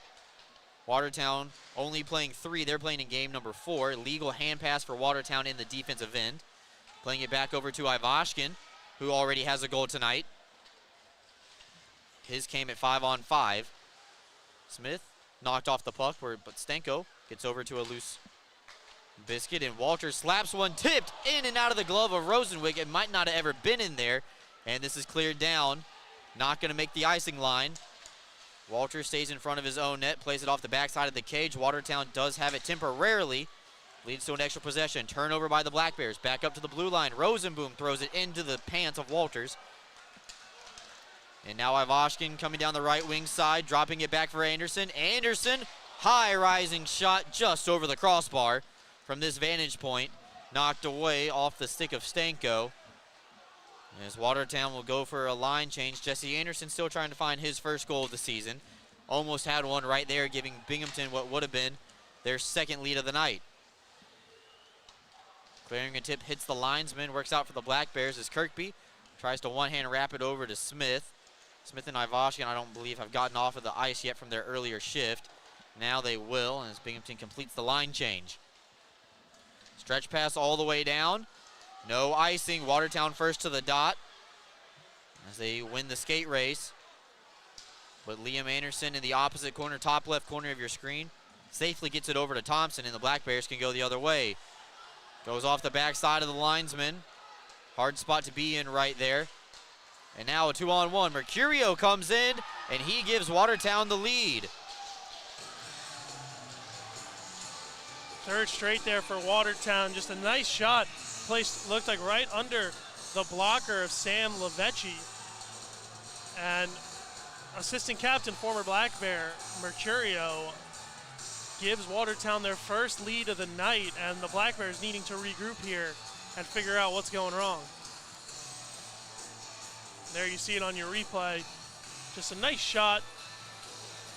I think the defense overcommitted a little too much to the man on the boards, letting Mercurio walk right into that puck.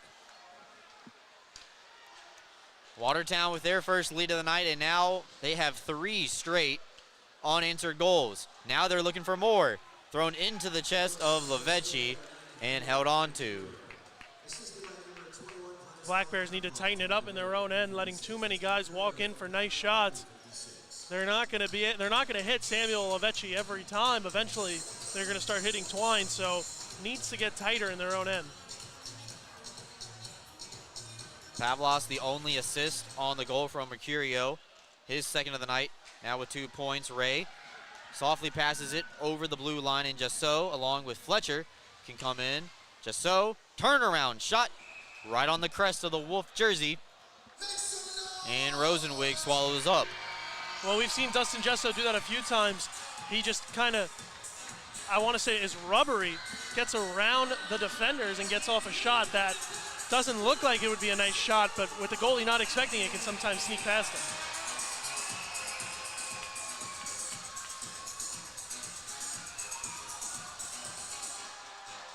Stanko wins the faceoff back to Dan Weber. Weber, a wrister wide of the target. Stanko whacks at the rebound. Puck's available right in the blue paint.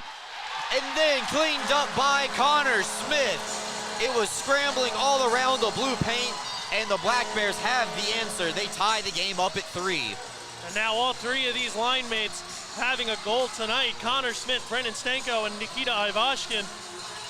That play with the puck was just sitting there for Ivashkin. He gets a little piece on it, gets it somehow over to Connor Smith off the goalie, I believe, who was able just to chip it up and in.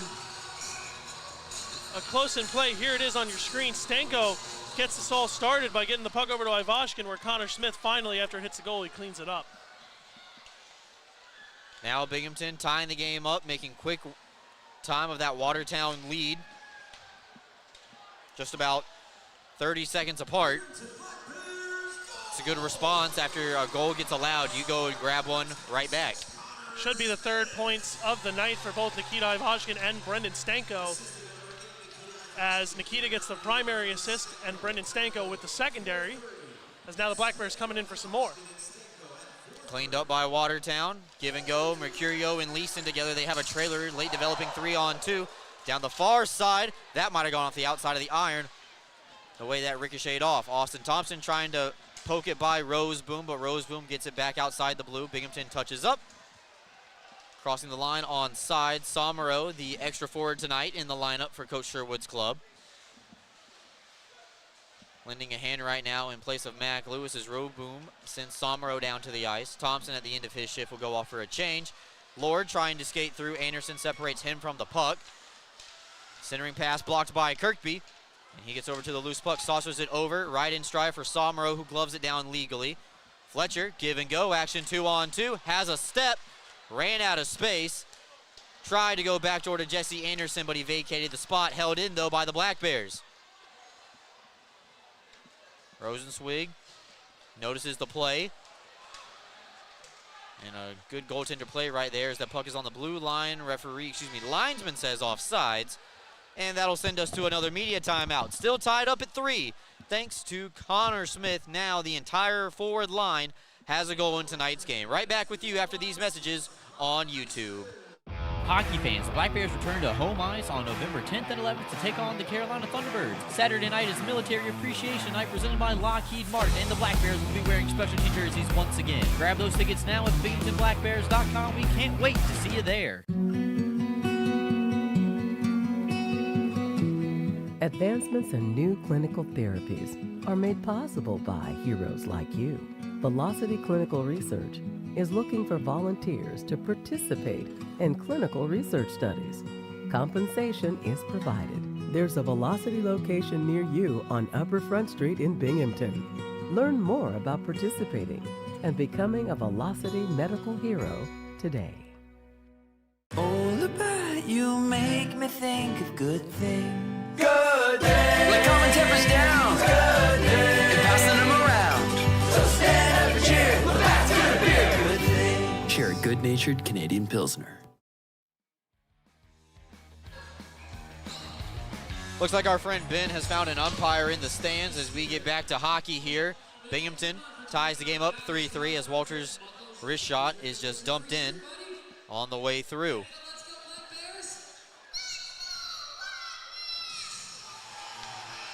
That'll get the crowd sided a little bit. Justoga will take this offensive zone face-off. This line, without a point so far, is Fletcher's wrister, blocked by Ray on the way through. A little bit of friendly fire, of course, unintentional. Centered up for Ray, almost brought it up to his forehand. Ray giving Botero all that he can handle, as that puck is going to be fluttered over. Give and go passing for Watertown as he runs into the goaltender. Fletcher not content to go, and then a big flash. Now we're going to go. Murphy and Fletcher standing up for his goaltender.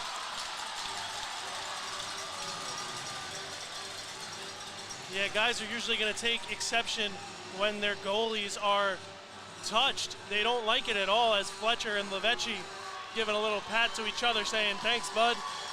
As he'll serve 5, and so will Murphy. So we won't have any players coming on or off. We won't have a power plays or anything like that, but always love to see guys stand up for the teammates. Here it is on the replay. Murphy going hard at the net. Hits Levechi legally as he's outside of the crease. Levechi wanted to take a little bit of exception, but had to get back in the play. Josh Fletcher, on the other hand, didn't have to get right back in the play too quick, so he takes exception to Murphy, and fisticuffs are the result. Linesman got in there pretty quick once Fletcher wrestled down there to the ice. Levechi still made a pretty good glove save right there, and threw it out of his glove and then batted it out. Little gamesmanship right there from him. You could tell Levechi wanted to take more exception than he could, but he had to get right back in the play. So love seeing a goalie who stands up for himself. Both the Binghamton Black Bears and the Watertown Wolves will have a goalie that comes to mind with stuff like that in Owen Liskowitz, who never wanted to back down from a fight as the puck is dropped and immediately we have the horn rang. So yeah, not ready yet. They should have not dropped the puck there because the penalty is not up on the board yet. They have to know when they need to start counting, so they're going to hold it for 1, and then now it's going to get up on the board. And 5 each for fighting. At the 6:37 mark. So, Thomas Murphy, Josh Fletcher, 5 each for fighting at 6:37. We still stay at 5-on-5, and those guys will have a Little time to cool off in the box. Ray comes in and a wrister missing everything, runs across the top of the boards. Held in, though, by Anderson temporarily. And Watertown on the second whack does knock it back out into the neutral part of the ice. Takes a funny bounce off of the pane of glass right there, and if Binghamton can pinch, they could potentially keep it in. Walters a little late there, but we have a penalty coming up as tripping is the call. I don't think JT Walters likes that one at all. And Josh Fletcher's going to have some company in the penalty box. Yeah, we'll have to see if the Black Bears can tighten up this penalty kill after allowing that goal in the first, especially at the end of the first, which didn't have much time for Watertown to really get to work on their power play and still finding the back of the net. So 7:10 time of this penalty, and it sends the Black Bears to a Northeastern Striping Corporation penalty kill once again. Unfortunately, you get your stick down there by the skates and a guy falls over. Officials are probably going to intervene there. Watertown is 1 for 1 on the power play tonight, as is Binghamton, and now Watertown with an opportunity to take the lead again. That goes off the back of the glass back up to the blue line, and the crowd will really let the referees hear it this time as Binghamton does clear. Get some new bodies out there on the ice.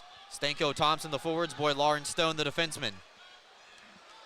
20 seconds gone on the penalty kill for the Black Bears. Watertown gets it deep. Leeson starting and stopping, runs into Thompson and gets it on his forehand. Clears it down the length of the ice. Stone will get off for Weber. And now Boylar will move over to the near bench side defenseman. So Boylar will be the first one off on the blue liner group this next time around. Weber doing a good job just to impede Trevor Lord, and every second matters, forcing Watertown to go back as that one's stolen away by Thompson. Thompson takes it into the corner. Coach Sherwood will love this, as this will just eat precious seconds off of the clock of this Watertown power play. Wolves scooted out halfway through. Cross ice, can't find Mercurio, and then whacked into the corner by Weber. Got a four-man pile up. Weber trying to clear it out. Mac Lewis now shorthanded, helping the penalty killers. And as Trevor Lord has it down near the goal line, Weber matched up against him. Zone defense right now for the Black Bears. 35 seconds left to go. Rister off the paddle of Levici, I believe. Watertown taking their sweet time, holding for the right one. Bow fire, slap shot off the back side of the net. That'll allow Lewis to get up to a loose puck and clear down the length of the ice with 15 seconds left to go for Watertown. Final push coming up for the Wolves. JT Walters set to return. He's up and ready, and as Watertown pulls it out from behind their own net. Penalty time is up. Black Bears kill this off. We stay even at 3. Blacksmith scored the first goal of the night for Watertown, plays it back up to the blue line. Seen all the way by Levechi on a soft wrister on the way through by Roseboom. So Binghamton's penalty kill improves to 50% on the night, as Watertown is unsuccessful on their second period power play. Yeah, good strong kill there by the Black Bears, not really letting Watertown get any opportunities to score, as you see Levechi just come across his crease to swallow that puck up, and that leads to a face-off to his left. Face-off won by the Wolves, lost his handle on it, and then Connor Smith is going to be all alone by himself. Smith in on the backhand, and I believe poked wide by the glove at the last second.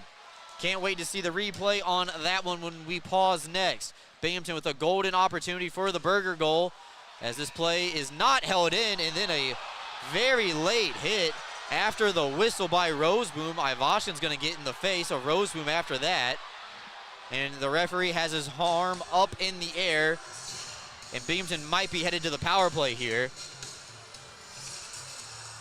as the trail official, Derek Wozniak, has the call. So take a look at this. This play is blown dead, and Roseboom could be a cross-check late hit. Either way. Oh, it looks like he's going to get a roughing call. Yeah, or maybe unnecessary roughness, 5 yards here, Brooks? Wrong sport. But they do send a Watertown player to the penalty box. So here's Connor Smith coming in alone, and I don't think he got all on that puck that he'd like. It kind of rolled on him. But with a shot like Connor Smith, I'd love to just see him just take the wrister right there from the from the dots, he's got one of the best shots in this league. So going to the backhand, a little bit of a confusing choice for me, but you know, Connor Smith will, I'm sure, want that chance back. So Roseboom sitting in the box. And Smith loses his edge, and now Watertown tries to go short-handed. Ivashkin skating back. It's a 2-on-2. Cutting through the middle of the ice, and Watertown scores. That's the third short-handed goal this Binghamton power play has given up in the last 3 games. Not winning hockey when you're giving up short-handed goals. They need to tighten that up, and they need to do it now, as Vlad Pavlov, the one to cash in on that mistake. So Watertown reclaims a 1-goal lead, and Smith losing his edge.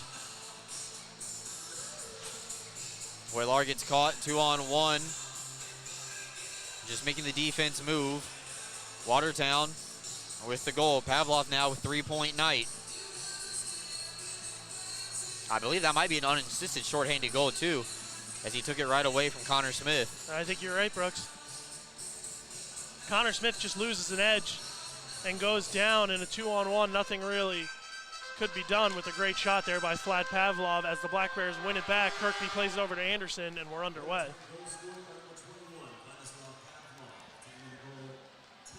.10:01 time of the goal, unassisted shorthanded goal. Kirkby on the backhander trying to center up. Nobody there for Binghamton. And shorthanded goals continue to be a problem for the Black Bears here. Gave one up last night and have given one up here tonight as well. Jasso coming in at the top of the screen, left wing side. Anderson over to Thompson, low to space for Thompson, fires a slap shot.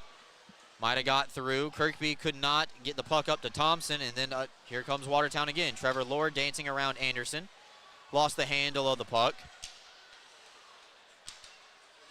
And now Jasso calmly quiets everything down. Still 50 seconds of power play time for the Black Bears. They are 1-for-1 on the night. Thompson playing it over to Kirkby, and they will wrap it around where Rosenwig saw the play coming. Slows it down. Couldn't play it over. Binghamton takes over. Thompson and Ivashkin keep it in. So you got Ivashkin and Jasso out on this power play as Anderson's wrist shot fought off on the way through. Thompson low angle, blockered away into the netting and out of play with 8:39 left to go. Watertown up by 1 as a shorthanded goal has silenced the arena. We'll be right back after these messages on YouTube.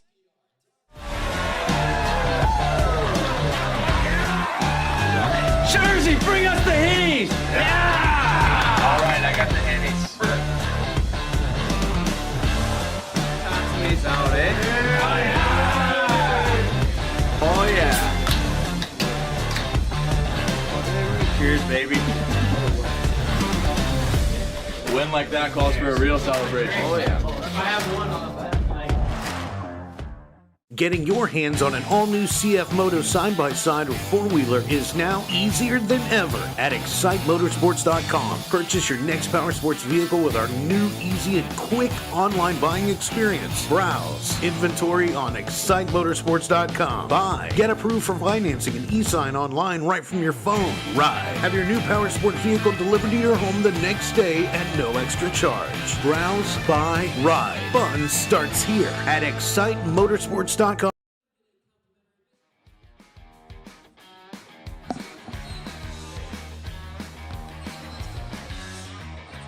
Learning Ladder Child Care Centers are located in Endicott and Johnson City. They enroll children ages 6 weeks to 12 years old. Call 607-770-3806 for an appointment today to walk through one of their facilities. Come join their family and they will help your child grow. Smith, one touch over into the glove of Rosenwig, and he flashes the leather on that one. 10 seconds left to go in the Henny Hard Seltzer power play, and Binghamton once again thought they had the game tied up right there. Yeah, Rosenzweig in the full split, and like you mentioned, Binghamton not seeing a right-handed catching goalie yet this season.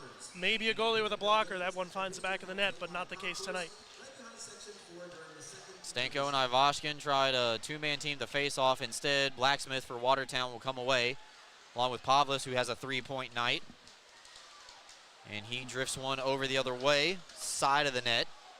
Penalty time is up. Both teams are 1 for 2 officially on the power play. Power move from Mercurio denied by the Black Bears defense. 8 minutes left to go here in the middle frame. Reversed over for Boylar. Heavy pressure coming from Watertown here on the forecheck as the ice is tilted in favor of the Wolves. Watertown's offsides. They have to wait just a second to touch up. Ivashkin gets it past Gingrich, but not. Otero, who comes away 3-on-2 with the puck. He's given a rough ride down to the ice by Boylar.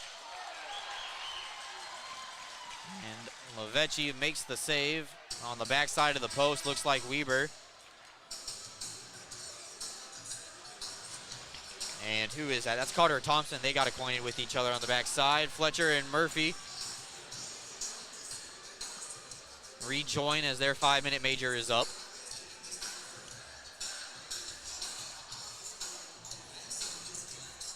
Big hit there from Mathieu Boilard, sending Otero down to the ice as we are getting set for a face-off to the catching side of Sam Levechi.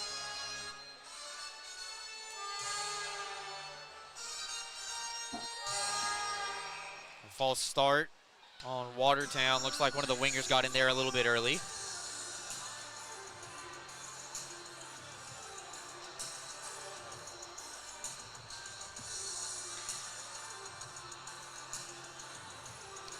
Now Mercurio is going to come take this face-off. I believe it was Trevor Lord who was in the face-off dot a little earlier than the linesman would have liked.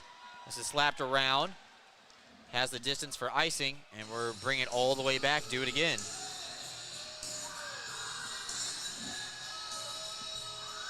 It looks like the Black Bears just had their wind sucked out of them after giving up that shorthanded goal and not being able to convert on the ensuing power play. So we'll have to see if they can get the momentum back on their side along with this home crowd who's gone silent.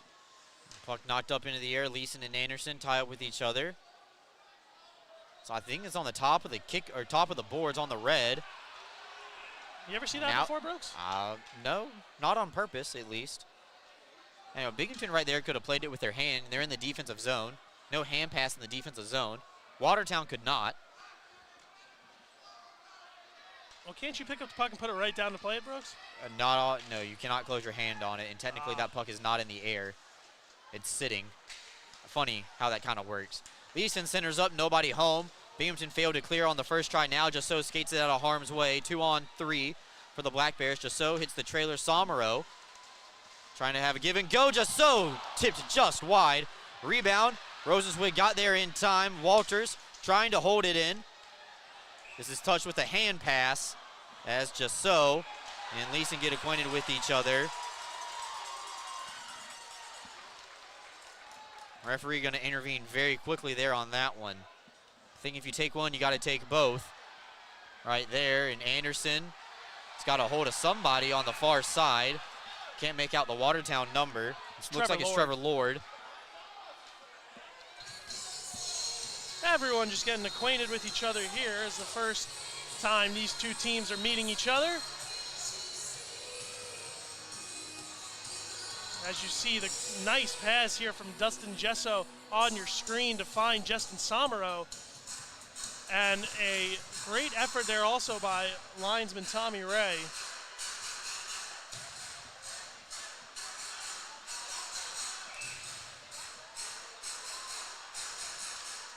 Jasso wins it back. Walters playing it over for Somero. Jasso down low. Tried to play it over for Anderson, but instead this one will be cleared. Anderson pinching in from his defensive spot. As this puck is batted back out into the neutral zone, Watertown's going to chase after it.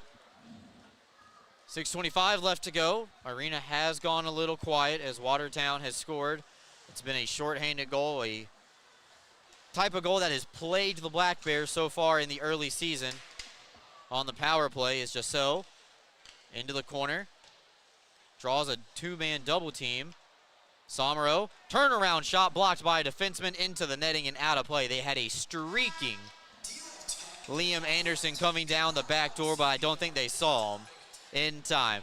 Take a timeout. Actually, nope, we stay right here. That was a premature horn. Premature. 6:02 should not take immediate timeout right there, so we come back. Stay right here. We got another minute and 2 seconds.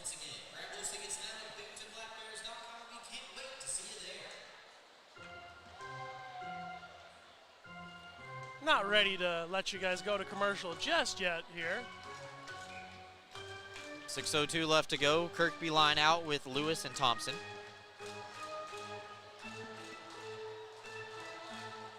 Looks like Pavlis is continuing to get a head start on that. Thompson's wrister kicked out by Rosenwig. Not out. Lewis does get the puck back over to Thompson. Knocked down from behind. Play on. Lewis has a man up at the blue line if they could get it up to him. They could not. Gingrich and Thompson tie up with it. And the loose puck does calmly find the stick of Chris Corrigan, former member of the Delaware Thunder. Making a low angle shot now as Mercurio. Note check that, Thompson.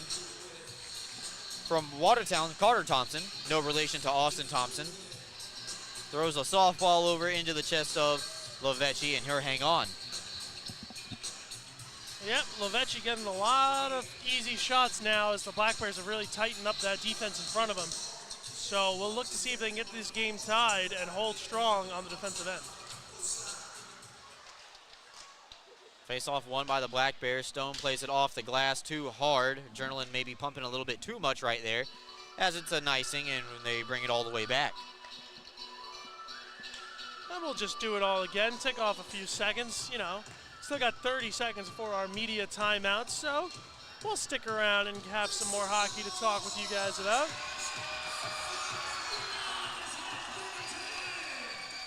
Anderson off the face-off win does get it over to Thompson. Mac Lewis is waiting for it, brushes off a hit from Gingrich. But Trevor Lord's in the right place as that puck is thrown into the crowd. Referees got to get together and talk about this one. That's a defensive clear into the stands. And it looks like Tyson Kirkby is advocating, saying that one just went straight out, guys, come on. And we'll see what the official call is. And they're going to call delay a game here, so we'll have another Henny Hard Seltzer power play. Replay at the top of your screen. Penalty box door has opened up for Watertown. So we'll see if the Black Bears can make the correct adjustments needed to tie this game up.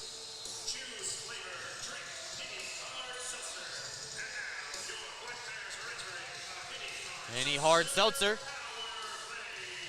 Choose flavor, choose Henny Hard Seltzer. Getting their money worth tonight, Brooks. So in the score sheet, that goes as a dog penalty, delay of game. Still waiting to see who's going to serve this one, who sent the puck out. It looks like it's going to be Trevor Lord. As he finds his way reluctantly into the box. And we're just about set here to get started. Jesso will line up for the Black Bears at the dot.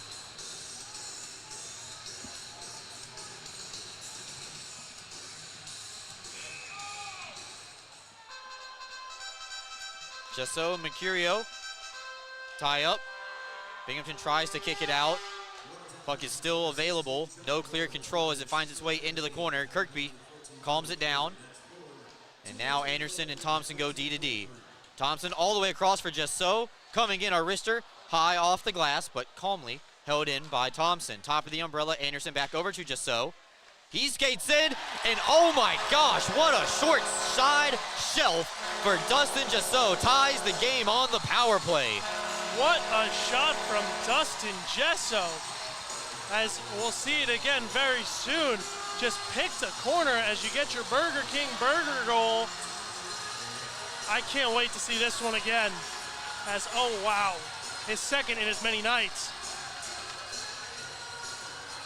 15:07 time of the goal. Dustin Jesso on the power play, his third of the season. And take a look at this. Thompson gets it over to Anderson, finds Jesso, who finds the top department right in the sock drawer.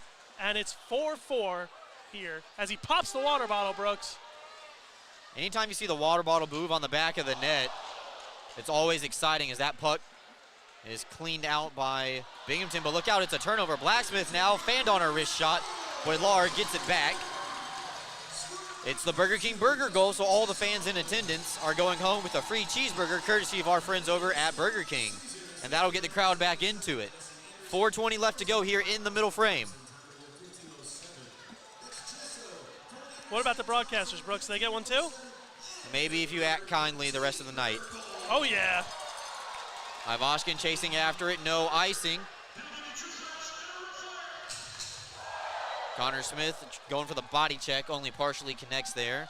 As it comes back the other way, dropping it now. Watertown into the zone, fanned on a wrist shot was Pavlis, 3-point night. For number 21, dressed in white. Corrigan backhands one where Boylar was waiting for it. And that pass is going to be blocked on the way through. Binghamton off sides, touches up. Now they're good. Tommy Ray flying in with a load of steam. Getting to the dirty spots. Tommy Ray always good for it. And now floated back out into the Binghamton zone. Dan Stone off the wall, same side. Couldn't get enough on it to just sew in the middle. Watertown takes control. Knocked down. And now the Wolves come the other way. One touch off the post. It stays out. The red light even went on, Brooks. The referee said no. Off the inside of the middle. Cabot looking for a tip, none provided.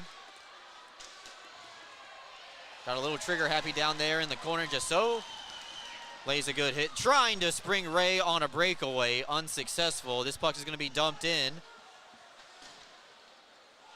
Pavlis pleading his case to the official. No icing. Good hustle by Mac Lewis, keeping the play alive. 2:35 left to go here in the middle frame. Both teams have scored twice, just like they did in the first. Lord centers it, denied by Anderson. Played back up to the blue line. Cabot over to Gingrich through the 5-hole of Mac Lewis, and then he got tattooed on the way through. Puck still behind the net as Levechi cleaned up an easy save. 2:12 left to go. Pavlov back out on the ice. He's done a lot of heavy lifting for Watertown tonight. Lewis trying to get into his forehand, doesn't clear. Leeson off the shin of Lewis, over to Lord. Fired, kicked out, rebound still available.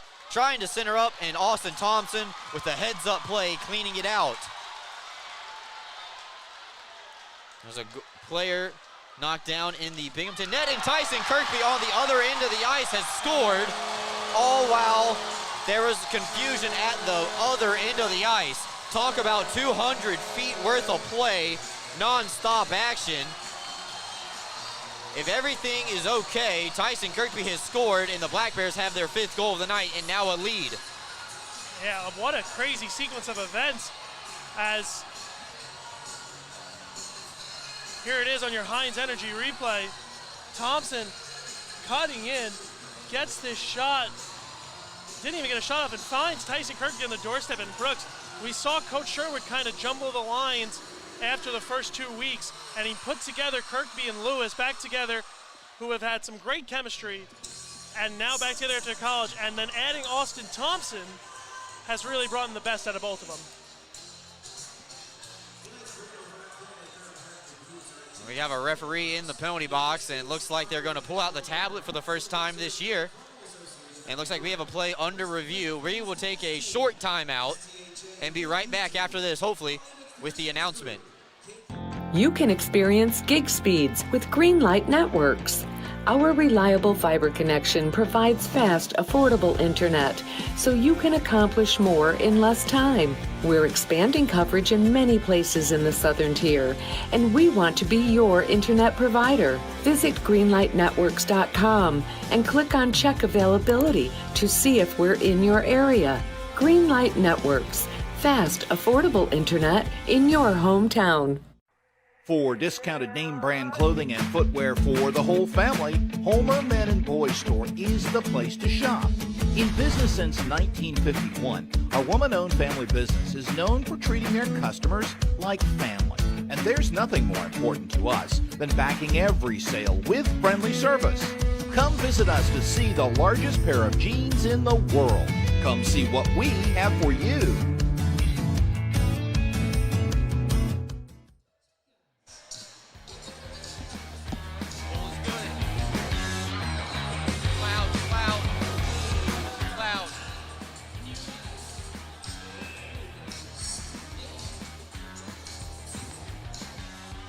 Welcome back. While we were away, you didn't miss anything because they did not show a replay up on the video board. It is a good goal, and Tyson Kirkby has given the Black Bears a 5-4 lead. Interesting to see the iPads come into play for the first time this year, Brooks. Brand new this year. Pretty cool to see the FPHL expanding.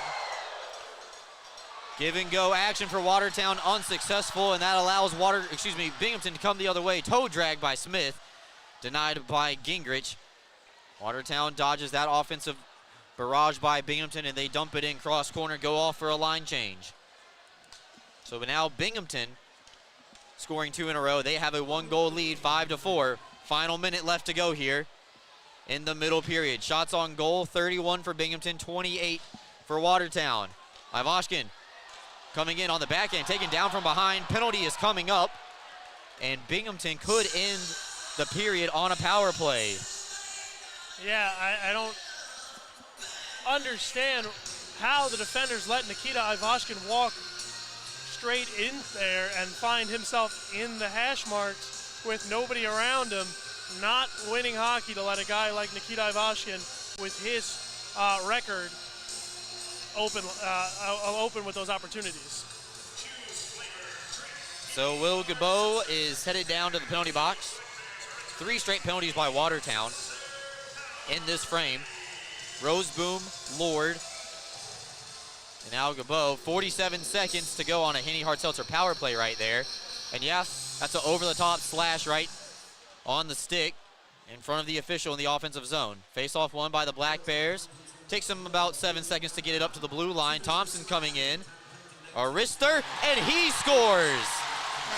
Austin Thompson with a power play goal, and Binghamton coming alive here with 3 on the night.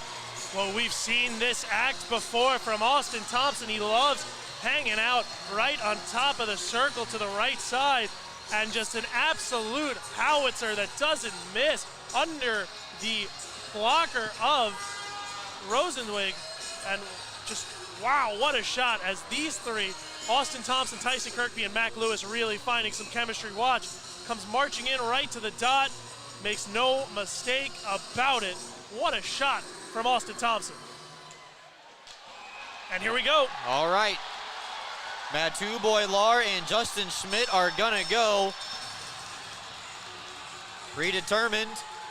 Schmidt with some haymakers, and Boilar with some to go through. Referees and linesmen get in between the two very, very quickly. They should be going to the locker room. Boilar's gonna pump up the crowd. Looks like he got the okay from Coach Sherwood to go ahead and drop the mitts with the heavyweight from Watertown, Justin Schmidt. Was with Columbus and Elmira last year, now with Watertown this year. Yeah, a great energy boost to build off of even after you score a goal. Here it is again as the gloves were down quick, and Mathieu Boilard, not one to mess around, gets this done early and quick. And we will have 31 seconds to go. A penalty up on the board right now for Watertown. They might have given out an extra 2 to Schmidt for instigating. That's interesting. I didn't see any instigating right there. I thought that was very mutual. Yeah, we'll have to see. The Watertown penalty box is open, and Jesse Anderson and Tyson Kirkby are trying to get an explanation along with Trevor Lord and Mercurio, I believe that is. Nope, it's Tomasi, so they're trying to get an explanation still. And Tyson Kirkby giving the thumb up to the bench, saying that they're a man up, and it looks like that is going to be the case. Off-ice officials have sounded the horn to get an explanation from the referees.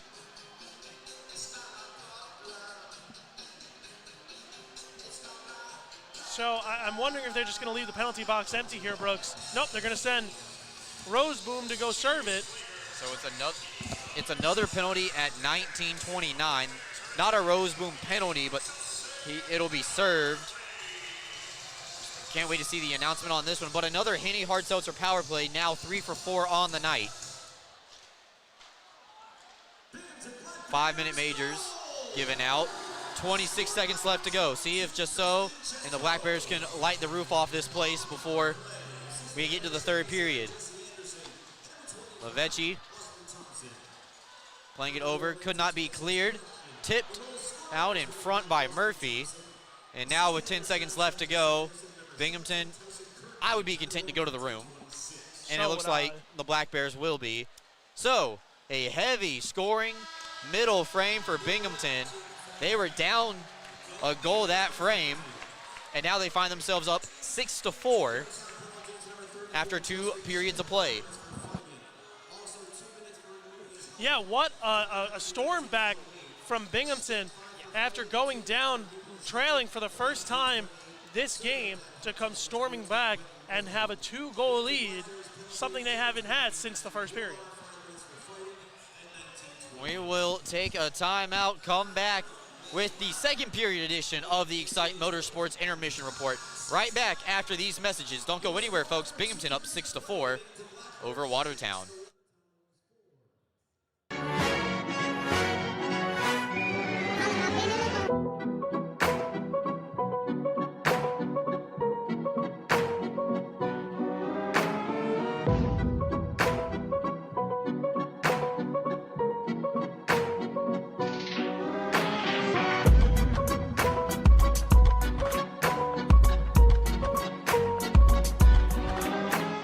When you care about something, you take care to protect it.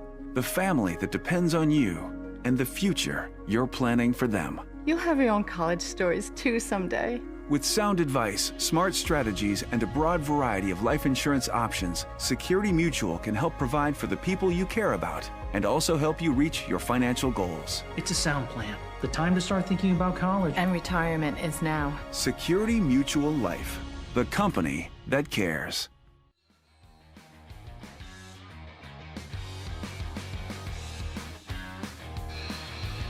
Time for the second period Excite Motorsports Intermission Report, which also means it's time for the Chuck-a-Puck promotion. As the ATVs are making their way out on the ice, Brooks Hill and Cole Parenti here on the call tonight. Some people like to spend their money and buy the Chuck-a-Puck and just throw them at the driver. If you make it in the back, you have a chance to be entered to win that same ATV CF Moto at the end of the season, at the final regular season home game this year. They pick one out every single time. Highly suggest you check them out. They're behind section 26 and 25 at every Black Bears home game.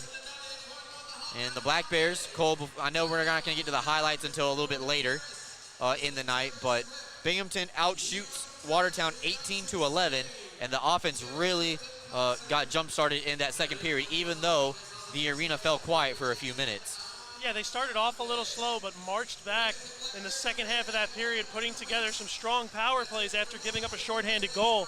So to watch the power play that struggled so mightily the first 2 weeks of the season to come together here in week 3 has been truly amazing to watch, and something I bet you Coach Sherwood is extremely proud of. Yeah, 4 goals for the Black Bears, 3 of them unanswered from Dustin Jasso, Tyson Kirkby, and Austin Thompson. Good to see some of those guys on that top line really get some dividends and add some points to their score sheet this year. We're taking time out, come back with the out-of-town scoreboard and a look at the Binghamton Hockey Booster Club highlights right after these messages on YouTube.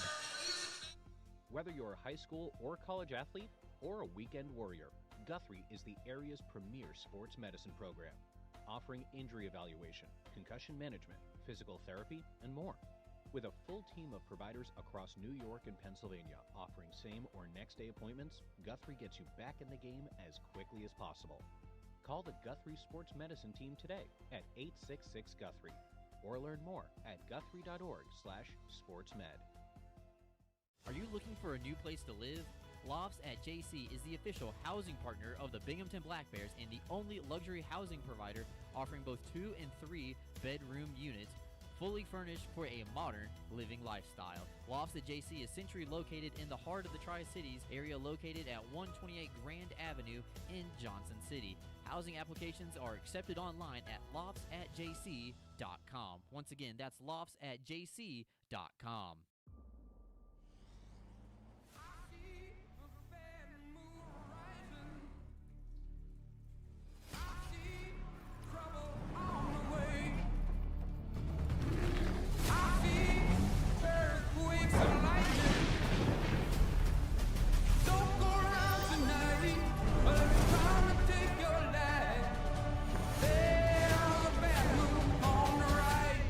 Moto Trucks. Let's go places.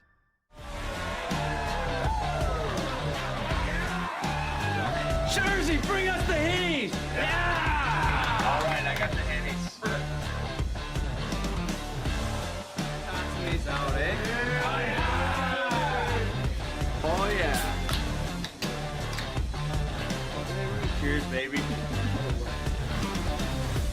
A win like that calls for a real celebration. Oh, yeah. I have one on. Magic 101.7. Best radio station. Keeps getting better. Better music selection. Best ever. Makes me feel better. Number 1 for music and fun. It's like the best ever. Magic 101.7. 100% local.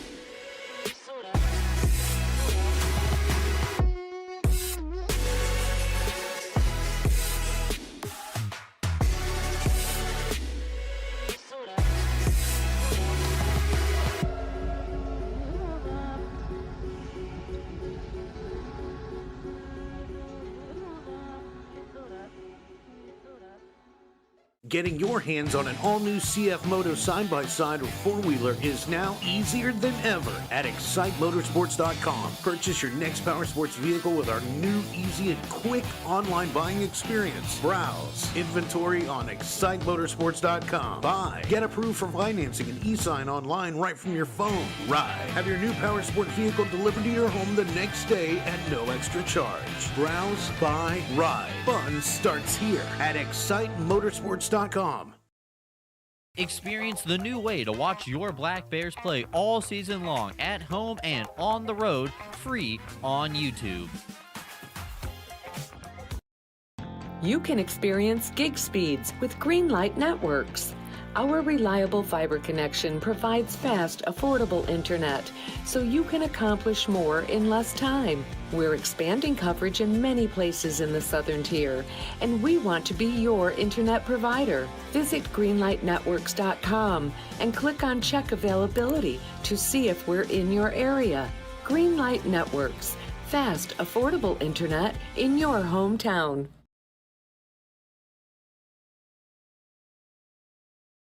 Binghamton Black Bear Hockey, and especially welcome back to the Excite Motorsports second period intermission show. Excite Motorsports, browse, ride, buy, free next day delivery to New York and Pennsylvania. Visit them online at excitemotorsports.com. And now it's time to take a look around the FPHL with the out-of-town scoreboards. Let's start up near the Canadian border at McMorran Arena in Port Huron. The Prowlers lead the Mississippi Seawolves 5-3. Just underway in the second period, as a heavy shooting first period saw Port Huron jump out to the first 3 goals. Mississippi would respond. Port Huron would grab the lead back before going to the room, and then early on in the second, Port Huron doubled the lead back to 2 goals. Now we are going to head over to Danbury, Connecticut, where the Carolina Thunderbirds and Hat Tricks meet up for a rematch of last year's Commissioner Cup final, and it's the Commissioner Cup champions who are off to the lead here 5-3 as they're halfway through the second period. And that game looks to be heading towards a heavy shooting finish, as the website reads 5-3. And then it reads also 2-1, so unsure of which is correct. I'm going to assume that we are 2-1 over Danbury over Carolina. Yuri Pestica got scoring started in the first, and then Sam Dabrowski responded, and Jared Yao scored early on in the second. So now it's 2-1 Danbury. Let's head to Motor City as the Blue Ridge Bobcats and the Motor City Rockers are currently in progress. 3-2, the Rockers lead at 15:21 of the second. So Blue Ridge still looking for their first win in franchise history. Going to need a mountain to come back to have it tonight. They jumped out to an early 2-goal lead as Jacob Wolf and Hunter Hall scored early in the first, only about 50 seconds apart. Motor City responded, though, with 3 straight from Roman Godet, Pavel Svitsov, and Jonathan Giuliano. to give them a 3-2 lead. We'll head to our final game of the night, Baton Rouge and Columbus. That game is 3-2 in the intermission. The Baton Rouge Zydeco lead, and actually the website is telling me now it's 1-0 Baton Rouge, so conflicting reports on the website. Baton Rouge off the Marquise Grant Mentis goal leads that one 1-0. That was a look at your out-of-town scoreboards. Don't go anywhere. We will be right back to discuss the highlights here against Binghamton and Watertown. This Friday night, the Black Bears are back at home against the Watertown Wolves for a 2-for-1 beer night and our first post-game skate of the season. It's a night of fun planned for the whole entire family, so grab those tickets now at BinghamtonBlackBears.com. Fans, the next Good Times with Coach show will be on Tuesday, November 7th at 6 p.m. at the Tully's Vestal Parkway location. Join myself, Brooks Hill, and head coach Brant Sherwood as we recap last weekend's games and get you all squared away for the upcoming schedule. Make sure to come out to Tully's on the Vestal Parkway and have a good time with us as we talk all things Black Bears hockey. In appreciation of Veterans Day, WBNG and Security Mutual Life proudly sponsor Journey to Royal, a World War II rescue mission, November 2nd at 6:30 p.m. at the Helen Foley Theater in Binghamton. Admission is just $10, and veterans get in free.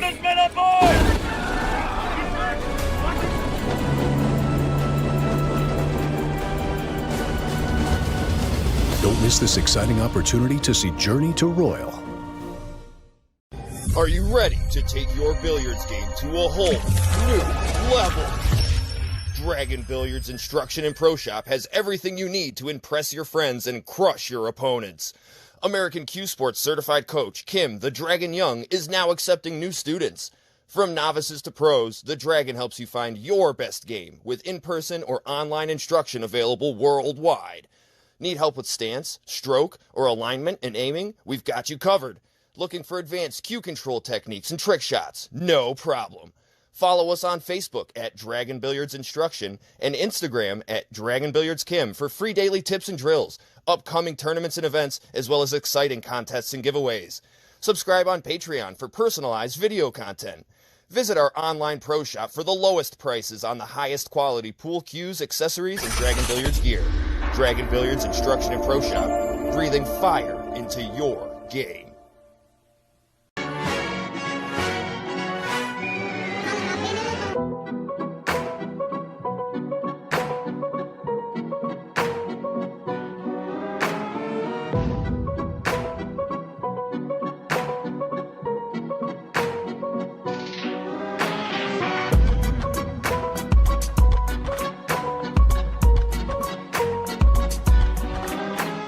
When you care about something, you take care to protect it.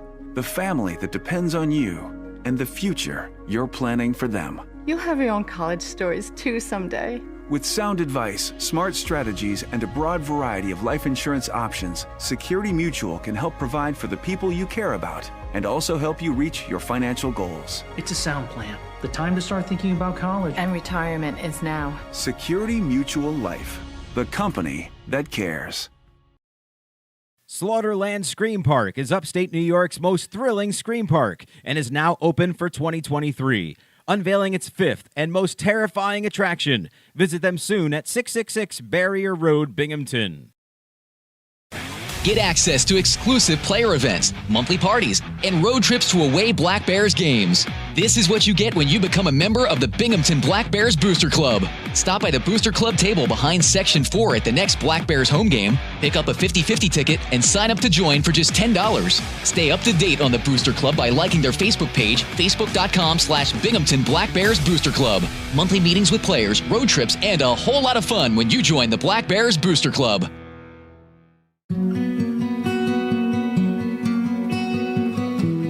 Advancements in new clinical therapies are made possible by heroes like you. Velocity Clinical Research is looking for volunteers to participate in clinical research studies. Compensation is provided. There's a Velocity location near you on Upper Front Street in Binghamton. Learn more about participating and becoming a Velocity medical hero today. Wanting more Black Bears hockey? Season tickets are on sale. Visit BinghamtonBlackBears.com or call the front office at 607-722-7367 to learn more. You can experience gig speeds with Greenlight Networks. Our reliable fiber connection provides fast, affordable internet, so you can accomplish more in less time. We're expanding coverage in many places in the Southern Tier, and we want to be your internet provider. Visit greenlightnetworks.com and click on Check Availability to see if we're in your area. Greenlight Networks, fast, affordable internet in your hometown.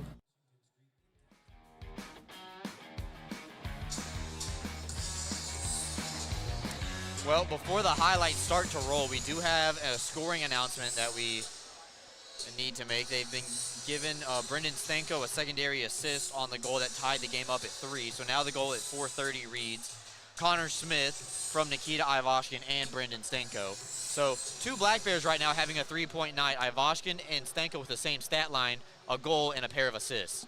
Yeah, they look really good, especially matched up together. I think Nikita Ivashkin benefits from having a crafty center with the skill set like Brendan Stanko, who reminds me a lot of what Chad Lopez brought to the table.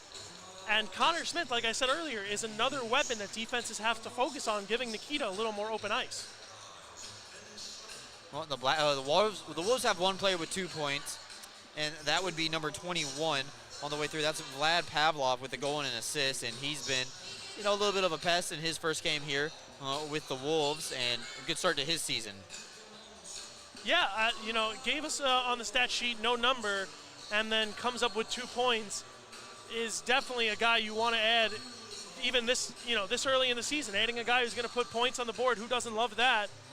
And it's truly an interesting way that these players find their ways to different teams, and Vlad Pavlov found his way to Watertown and causing problems in Binghamton. All right, you're taking a look at the Binghamton Hockey Booster Club highlights. Me and Cole will be back for the third period. Enjoy the second period highlights in action, brought to you by our friends over at the Binghamton Hockey Booster Club.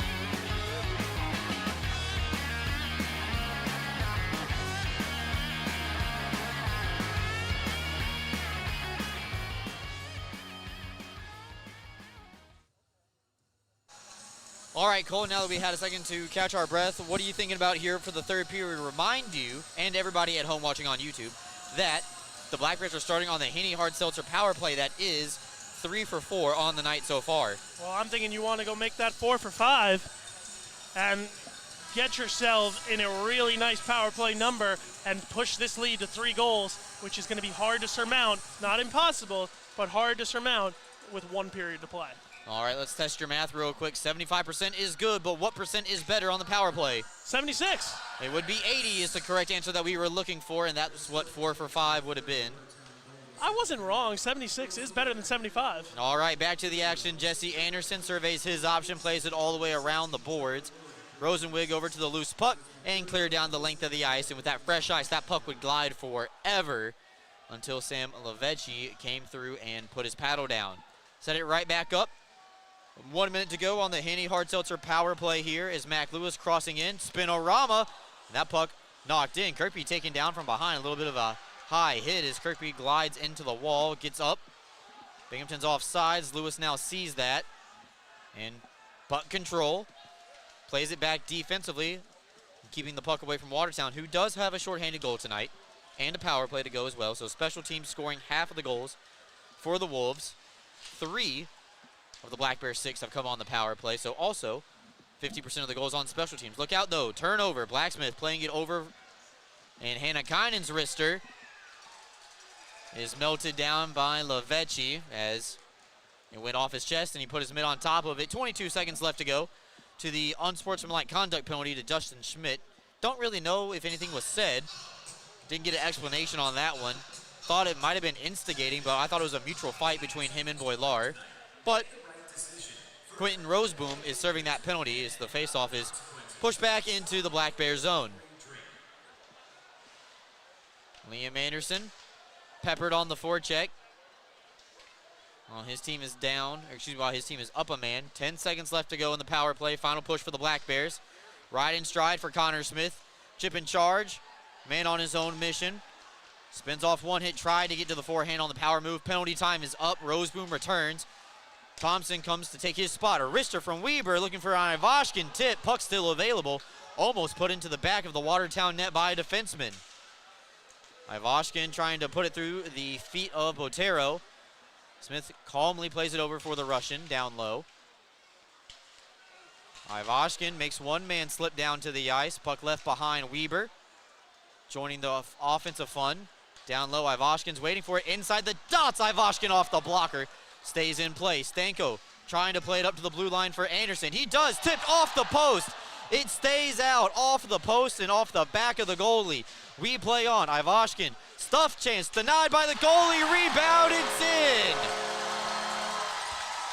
Nikita Ivashkin stays with it, picks up his second of the night, make it 4 for number 8. And the Black Bears now up 7-4. Well, put another nickel in the merry-go-round as this group goes around the high-five line.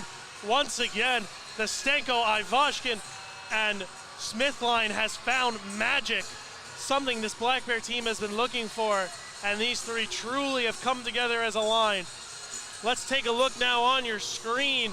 Stanko, this all starts with the keep and Connor Smith controlling. Stanko gets it, then Ivashkin stuff chance. First one didn't go, and the rebound finds its way to the back of the net.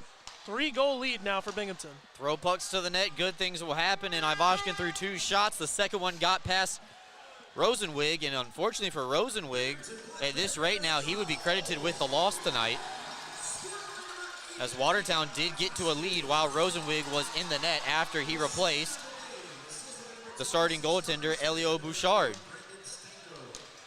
Just a weird stat like that in hockey, like winning and losing pitchers.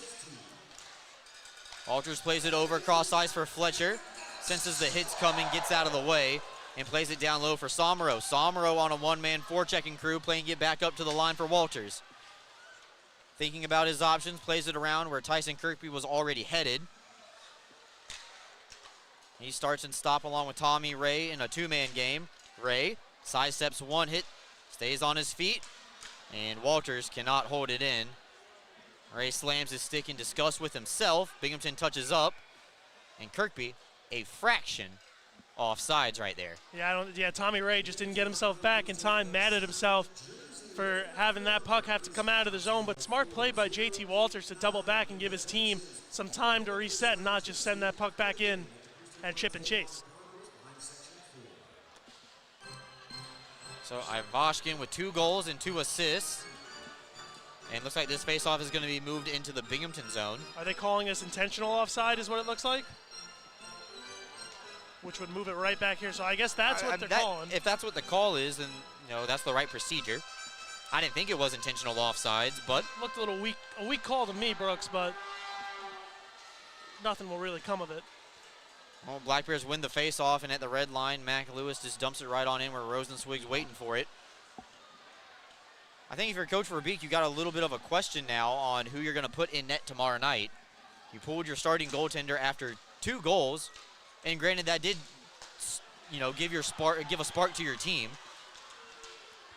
Now Rosenwig, not to his own fault, I think, has let in the next 5.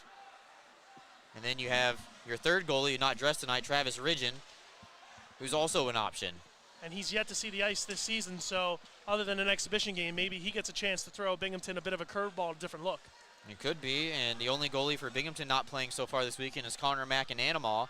We're going to see if McAnanamaw gets in between the pipes tomorrow night for Binghamton. So a lot of questions in the blue crease as this puck is thrown down the length of the ice for icing. Weber takes a better angle to it, and this is icing. And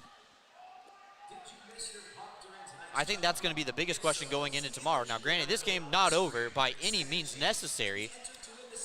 You still can go at a goal per 5 minutes and be okay if you're Watertown. See how Binghamton plays defensively here with a 3-goal cushion. But do you go back to the guy that, started tonight? Oh my, that's tipped in right off the rib. That's Dan Weber. Brendan Stanko grabs the puck. And the Black Bears are grabbing some more. That's the first professional goal there for Dan Weber, as Stanko will grab him the puck. There are a lot of first professional goals we've had for the Black Bears as they dress a lot of rookies, so really cool to see how many trophies are getting added to the trophy cases here in Binghamton. Just a seeing eye shot that I believe was tipped along the way by a Watertown defender. Here it is on your screen. Stanko wins the draw back to Weber. He just throws it at the net, and it finds its way to Twine. So good for Dan Weber. Congratulations to him on his first professional goal.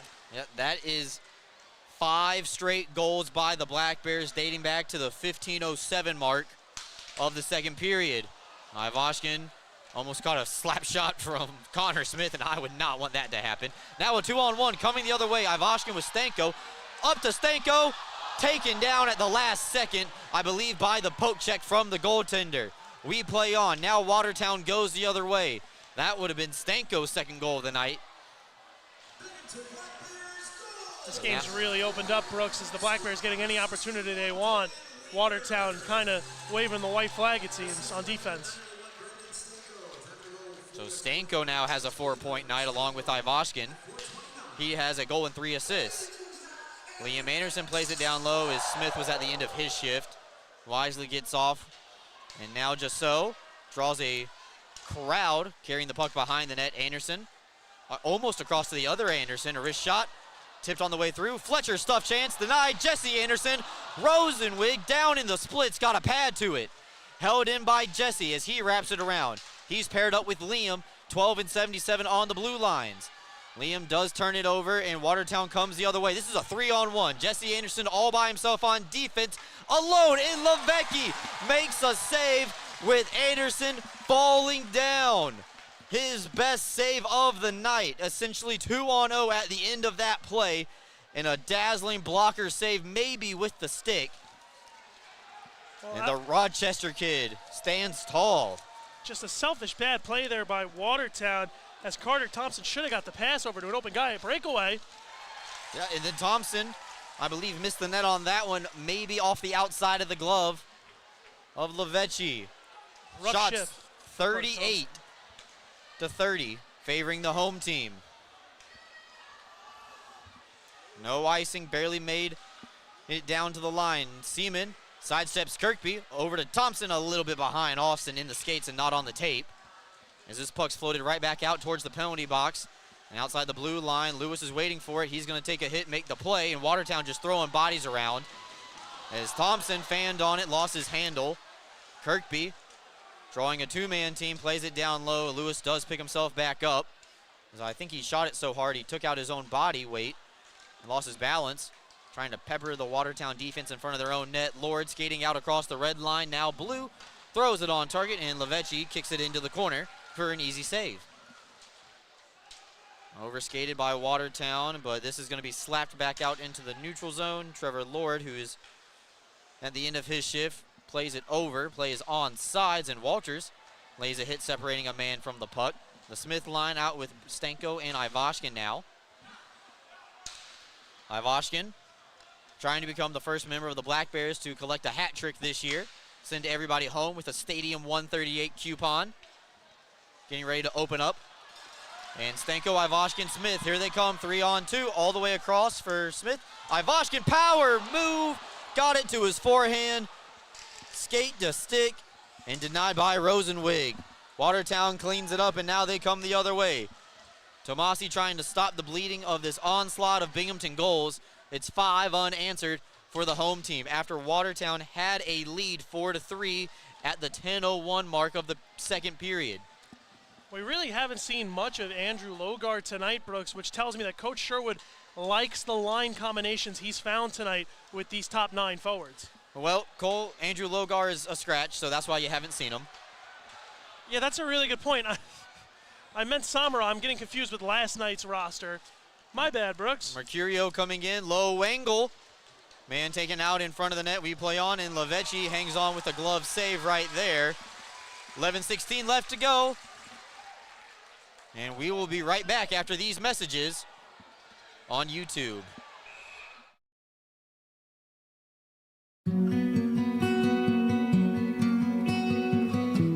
Advancements in new clinical therapies are made possible by heroes like you. Velocity Clinical Research is looking for volunteers to participate in clinical research studies. Compensation is provided. There's a Velocity location near you on Old Vestal Road in Vestal. Learn more about participating and becoming a Velocity medical hero today. Whether you're a high school or college athlete or a weekend warrior, Guthrie is the area's premier sports medicine program, offering injury evaluation, concussion management, physical therapy, and more. With a full team of providers across New York and Pennsylvania offering same or next day appointments, Guthrie gets you back in the game as quickly as possible. Call the Guthrie Sports Medicine team today at 866-GUTHRIE or learn more at guthrie.org/sportsmed.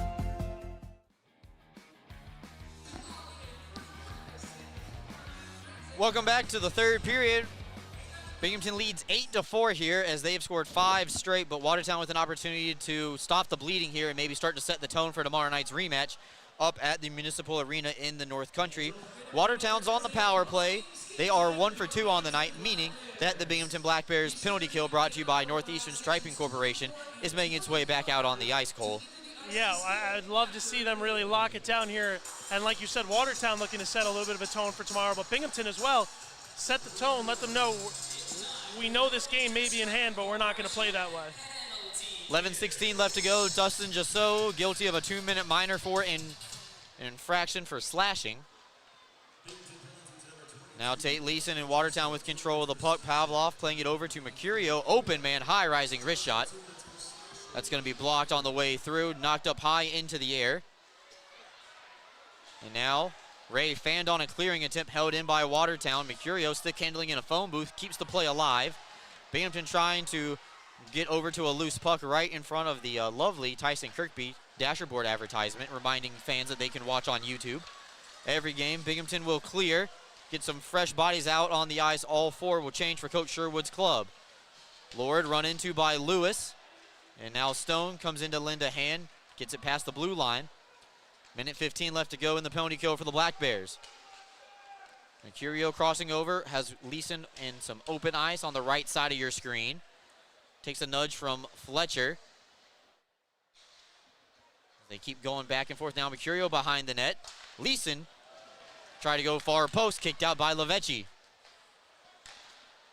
Slap shot blocked on the way off the leg of Fletcher and cleared from the corner by Dan Stone. All 4 are going to change again. Watertown trying to catch Binghamton in a line change. Halfway through the third period, Lord Kirkby tie up in the corner right in front of Nolan Egbert, tonight's backup goalie. And Rosenwig calmly sets it up on a tee for Watertown. Binghamton trying to score a shorthanded goal, something that they have not done this year. Walters tries to fire it down the ice, hits his own man right in front of him. Thompson gets it to his forehand and will throw it all the way down the length of the ice. 15 seconds left to go on the Jasso minor for slashing. Jasso has a goal tonight. Came in the second period on the power play. No quarter given at the blue line by Jesse Anderson. Second attempt is successful. Just so is out of the box and skates right over to the bench. Ivashkin will come and take his spot. So Watertown is now officially 1 for 3 on the power play. 66%, excuse me, 33%. Still good. It's above par. As Stanko gets over to a loose puck with Connor Smith. Black Bears are going to try to push the tempo here. Smith gets outside the dots, and he goes bar down. Connor Smith, his second of the night. Binghamton now up 9-4. Who else but the Ivashkin, Smith, and Stanko line once again. Connor Smith with an absolute howitzer. Oh my. Binghamton 1 goal away from hitting double digits for the first time this season, something we saw them do a few times last year. Here it is on your screen. Connor Smith just takes us the whole way right off the penalty kill and just put it right top shelf into the sock drawer, and it is 9-4. That's a great angle right there outside the dots. Excellent work by our video crew getting that goal and on the Heinz Energy replay. Now the Black Bears have a couple of players on hat trick watch as Connor Smith grabs his second of the night. Ivashkin and Smith with a pair of goals. And Stanko picks up another assist. Stanko with a 5-point night. 1 goal and 4 assists. Talk about someone elevating their game from last season. Stanko, who played in only 4 games, has 5 points tonight in this one. Yeah, I think that's 11 points between that line there, Brooks. That's insane. I think I heard a fan just ask if they got another cheeseburger coupon for being at 8, now 9. I don't think that's the case. Well, let's see if we can hit 12 and maybe get 3. Still got 7:45 left to go here. Somero applying pressure on the forecheck, Chris Corrigan. Now you're at the part of the game where you got to protect yourselves as Corrigan throws it off target, blockered away by Levechi. And you gotta look for the late stuff coming. Even if you don't have the puck, you got to keep your head up. Ray uses his speed. Keeps it in the offensive zone. Rister tipped wide. Ray over to a loose puck. Turnaround shot denied by Rosenwig and held on to. No further play. 7:13 left to go. Black Bears up by 5. They lead 9-4 here at home. Back with you on YouTube right after these messages. Are you ready to take your billiards game to a whole new level? Dragon Billiards Instruction and Pro Shop has everything you need to impress your friends and crush your opponents. American Q Sports certified coach Kim the Dragon Young is now accepting new students. From novices to pros, the Dragon helps you find your best game with in-person or online instruction available worldwide. Need help with stance, stroke, or alignment and aiming? We've got you covered. Looking for advanced cue control techniques and trick shots? No problem. Follow us on Facebook at Dragon Billiards Instruction and Instagram at Dragon Billiards Kim for free daily tips and drills, upcoming tournaments and events, as well as exciting contests and giveaways. Subscribe on Patreon for personalized video content. Visit our online pro shop for the lowest prices on the highest quality pool cues, accessories, and Dragon Billiards gear. Dragon Billiards Instruction and Pro Shop, breathing fire into your game. Welcome back to Black Bears Hockey on YouTube. Black Bears will return home on November 10th and 11th against the Carolina Thunderbirds. It's going to be a big weekend. Highly anticipated crowd for Faith and Family Night on Friday, and then Saturday night, Military Appreciation, presented by Lockheed Martin. Always a big draw for Military Appreciation Night. Always have some nice jerseys, fun time, and that's usually one of the more packed games of the year, Brooks. It is, and Friday night, Word of Life is coming, and remember, they brought almost 2,000 people last year. Great spiritual rally for some youth in the surrounding areas here in the Southern Tier. They had a great time here last year. After the game was over, they had a rally out on the ice with some fun activities. Rister put wide off the backside of the glass from the defense. That was Trevor Lord. Lewis puts on a tight stop, and the puck does get out. Liam Anderson can't catch up into it in time. And now coming the other way, Binghamton thought they were offsides, or thinks Watertown was offsides, but we press on. 6:40 left to go here. Binghamton up by 5. Shots 41, Binghamton 33 for Watertown. And all questions will be who is playing goalie tomorrow night for Coach Verbeek's club. Well, if it was up to me, I would go with Elio Bouchard, because giving up 7 goals is not something you want to repeat tomorrow night with Rosenzweig. But, like you said, you still have Travis Ridgen, who is not dressed tonight, so maybe you go there. First start of the season for him it would be. I think those are the 2 most likely options. I think that that Rosenzweig will get a night off tomorrow no matter what. Yeah, he's seen a lot of shots since he came in that first period. And unfortunately, he'll get credited with tonight's loss, since Watertown did take the lead after he had entered the game. Plays off sides. Nope, check that. That is a hooking infraction. As the play was stopped. Come on, Brooks, you got to look for the orange stripes to blow the whistle. And it looks like Connor Smith is going to sit down in the sin bin. And the Black Bears are headed right back to the Northeastern Striping Corporation penalty kill. Well, he gets back on the score sheet. Not sure that's the way he wants to do it, but you'll still get your name in the score sheet for a penalty. 13:50 time of the call, third period. Binghamton Black Bears, Connor Smith sitting down for 2 minutes.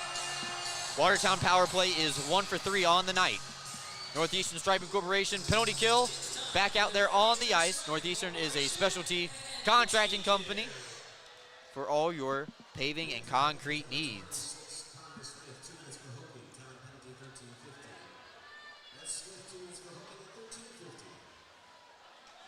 Tomasi starts the breakout for Watertown as they cross over the line on sides.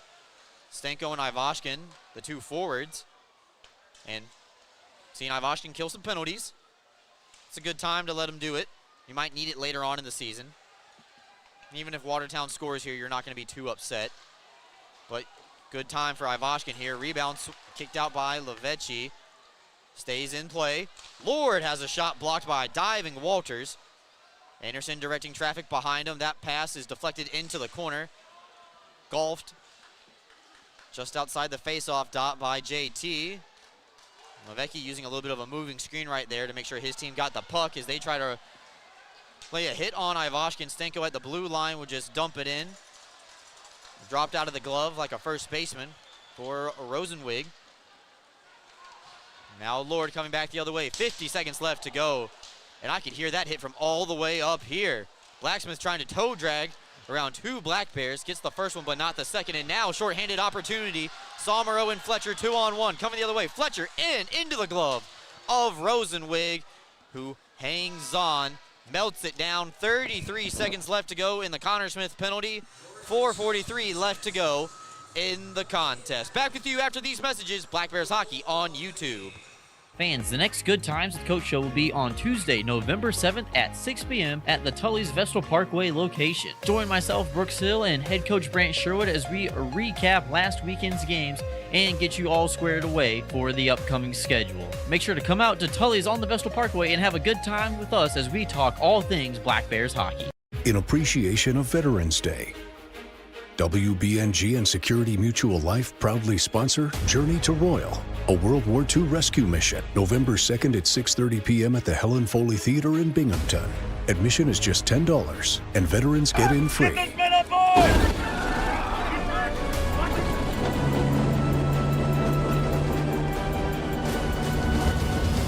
Don't miss this exciting opportunity to see Journey to Royal.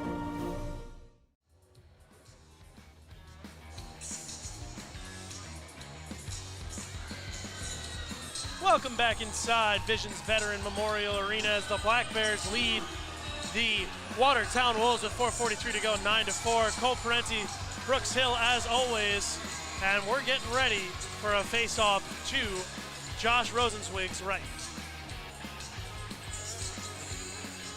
Face-off one back by, excuse me, I thought that was Stenko, it was Fletcher.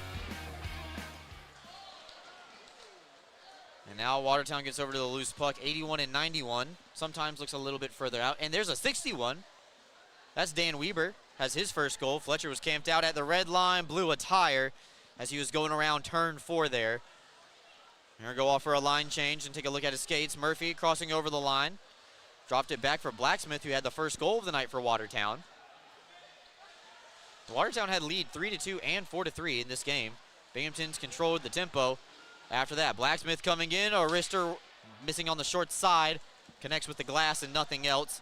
Held in on the opposite blue line, though, by the Wolves. Connor Smith has returned, Brooks. Oh, yeah, Black Bears' penalty kill is now 3 for 4 on the night, meaning the power play for Watertown is 1 for 4.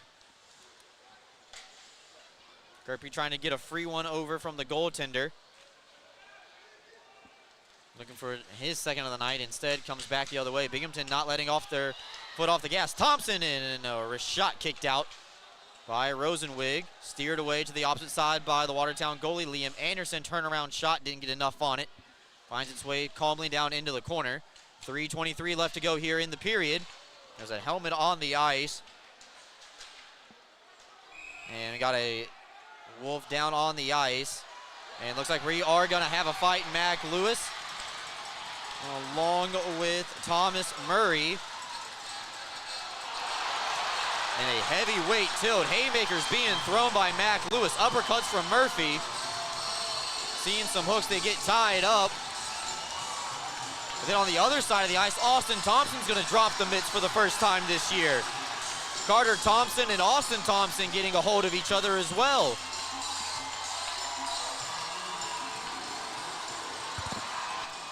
Well, no relation to them, but interesting to see Thompson versus Thompson.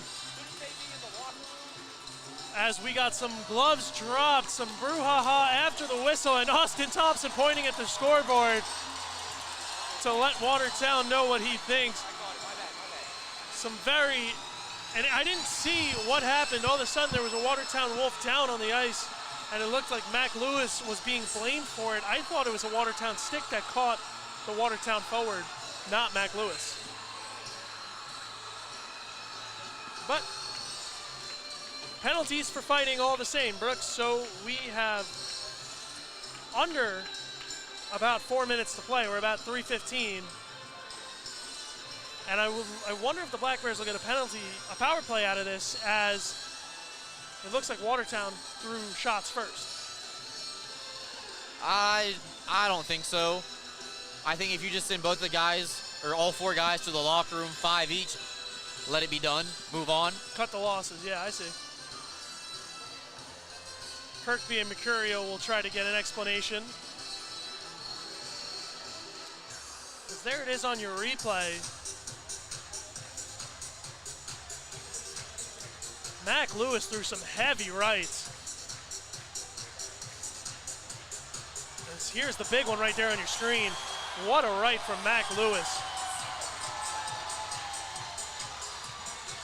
Rock'em sock'em Black Bears tonight.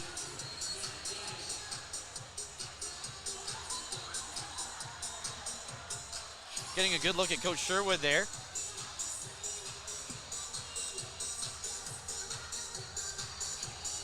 Still unclear really what happened there. So I think Lewis got a guy up high, and then Murphy standing up for his teammate. You know, maybe he's saying that's not a hit you need to make up 5 with 3 minutes left. But that's the fight of the year so far. Crowd loves it too. Props to Thomas Murphy for getting up and not letting the linesman in that fight right away. And then I don't know if we have any Thompson versus Thompson cameras, because all the attention was on Mac Lewis and Murphy. Well, I think those 2 guys sent the fans home with some treats tonight to kickstart Halloween a little bit earlier.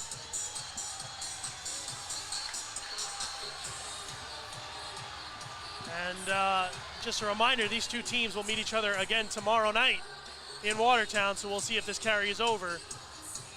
I would be willing to bet that it does.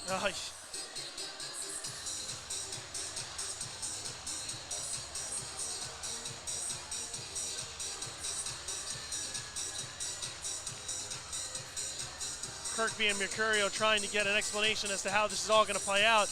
Mac Lewis right now has a penalty on the board for 4 minutes. That's an interesting call for me if that stands.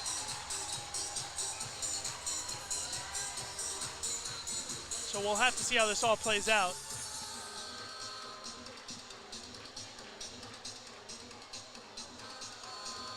$3:15 left to go here. Still got time on the clock. But right now, you want to do everything if you're Binghamton to keep that puck in play. And if you're also the officials, know that, hey, when the whistle is going to happen, you're going to have those extracurriculars. Yeah. Keeping that puck in play and that clock running keeps everybody safe. So it looks like we are going to have a penalty here. Justin Jesso is going to serve it. So they're going to give a 4-minute double minor. Are they calling? We'll have to see what Frank Purdy lets us know they're calling for Mac Lewis. So Watertown is on a power play here. I'm going to listen to Frank. I implore you to do the same. Also number 62, Carter Thornton, 2 minutes for roughing and tied at penalty 16:45. Penalties for Binghamton number 19, Mac Lewis, 4-minute double minor for high sticking. So they tab Mac Lewis with the extra 2 on the original high sticking call. So interesting. I didn't see the refs pick that up from the start, but I must have missed it. Well, if you call a double minor, you can talk about it. And they say since there was an injury on the play, double minor instead of a 2-minute minor. So Binghamton will finish this game on the Northeastern Striping Corporation penalty kill. They are 3 for 4 on the night as Ivashkin softly just glides it out. Unfortunately, I think that might put an end to the hat trick bid for any of the Black Bears tonight. Well, we'll see. Nikita Ivashkin could jump up on a shorthanded play, so we'll keep an eye out for that. I would implore them to only take it if they know it's there. Tommy Ray spins off a hit like right there. He saw the hit was coming, just got away from it, lived to fight another day. You got to go ahead and play tomorrow. Helmet comes off as Mercurio puts his shell back on. This puck is going to be dumped down. They look towards the net, and we have a penalty. Elbowing is the call. And looks like they're going to tag Tommy Ray with a elbowing call with 1:42 left to go. He didn't even put up a fight for us. He walked his way right to the penalty box and stepped in as if saying, yeah, I know I'm guilty. So, well, a 5-on-3 here, penalty kill for the Black Bears will take us the rest of the way if no goals are scored. So this will be interesting. So Jasso is serving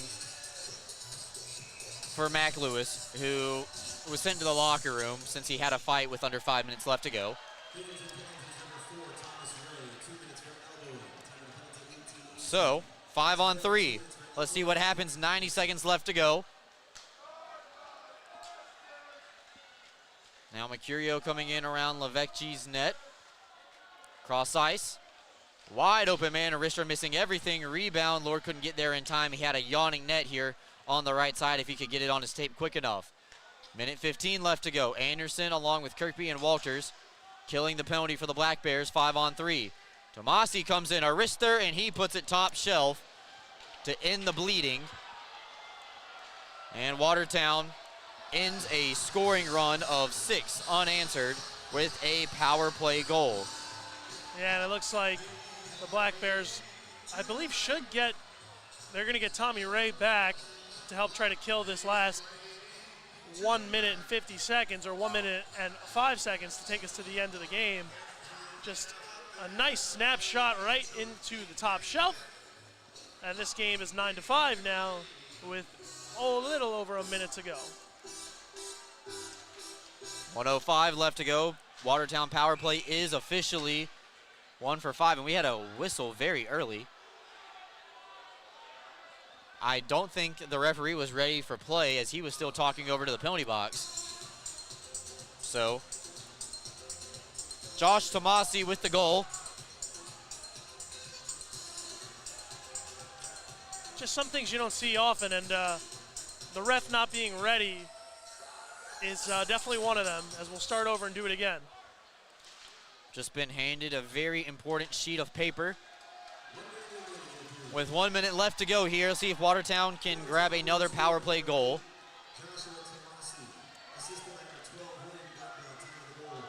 And these plays still count for your statistics overall, Brooks, so you want to strengthen that penalty kill number and not just roll over. So right now it's 2 for 5. If this game ends as that one slapped wide, that's 2 more penalty kills for the Black Bears on the stat sheet. Fletcher will get off. Could be the last shift of the night for Binghamton, as that puck is deflected up by Stanko at the end. Onvecchi playing it all the way around. Seaman doing a good job of holding the boards, keeping this puck in. Final chance for Watertown. And slapper. Never made it to the net. Boilar gets over to the loose puck. Too much time to let it just sit in the corner. 13 to go. Wrapped all the way around. Watertown was in a line change. Binghamton wanted too many.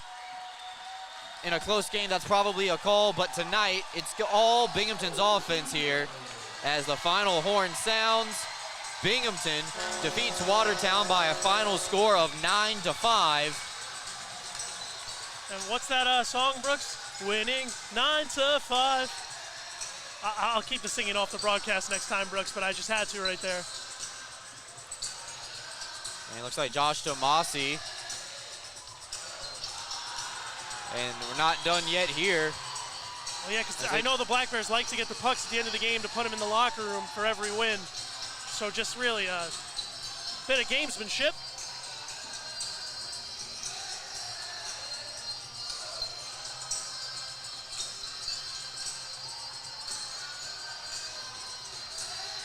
The Black Bears will salute the crowd before they head off. Always a nice showing to say thank you to the faithful. And there's a good look at Sam Lavecchi tonight. 30 saves. Binghamton scores the highest amount this year. They put 9 up on the board in regulation.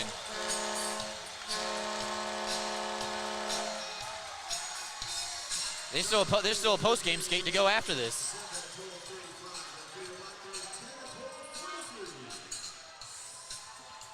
We will take a short timeout, come back with the La Quinta Inn and Suites post-game show right after this message. Hockey fans, the Black Bears return to home ice on November 10th and 11th to take on the Carolina Thunderbirds. Saturday night is Military Appreciation Night presented by Lockheed Martin, and the Black Bears will be wearing specialty jerseys once again. Grab those tickets now at BinghamtonBlackBears.com. We can't wait to see you there. Advancements in new clinical therapies are made possible by heroes like you. Velocity Clinical Research is looking for volunteers to participate in clinical research studies. Compensation is provided. There's a Velocity location near you on Upper Front Street in Binghamton. Learn more about participating and becoming a Velocity medical hero today. All about you make me think of good things. Good day. Like calming tempers down. Good day. And passing them around.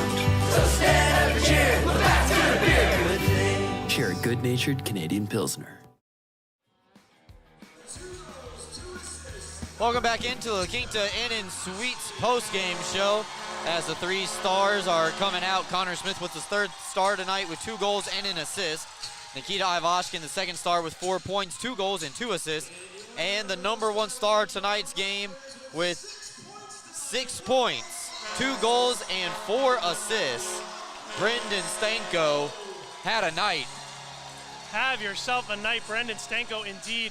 That entire line filling out the star sheet, and they deserved it. That line was electric tonight, really getting things going for Binghamton. Those are the 3 stars brought to you by our friends over at Rocco Testani Budweiser. Black Bears fans, this Bud is for you. A happy game for the Black Bears as the locker room doors shut tight. They pick up a much-needed 3 points at home, a regulation win. They are undefeated at home so far, 3-0, and they have 5 games with points as they now sit at the top of the Empire Division with 3, Cole. Yeah, nothing like home cooking, Brooks, as they improve to, as you said, 3-0 here. And, you know, it's a strong start. When you start going on the and in front of the home fans and you get them on your side early and they really get loud, it truly motivates a team and really is the driving force behind big runs. Once again, Budweiser, 3 stars of the game. Connor Smith with 2 goals and an assist. The 3rd star, 2nd star, Ivashkin, a pair of goals and a pair of apples to go with it. You know, normally around Halloween, you don't like getting apples, but if you're Ivashkin and then the big performer of the night, Brendan Stanko, you can be very happy. 1st star, Brandon Stanko, 2 goals and 4 assists, a 6-point night. Most points recorded by a Black Bear this season. Take our final time out of the night, come back with a look at the out-of-town scoreboard, and paint the picture for tomorrow's rematch up at the Watertown Municipal Arena. Back with you after this.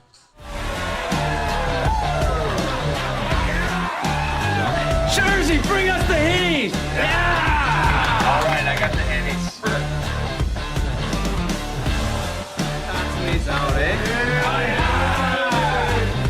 Oh, yeah. Cheers, baby.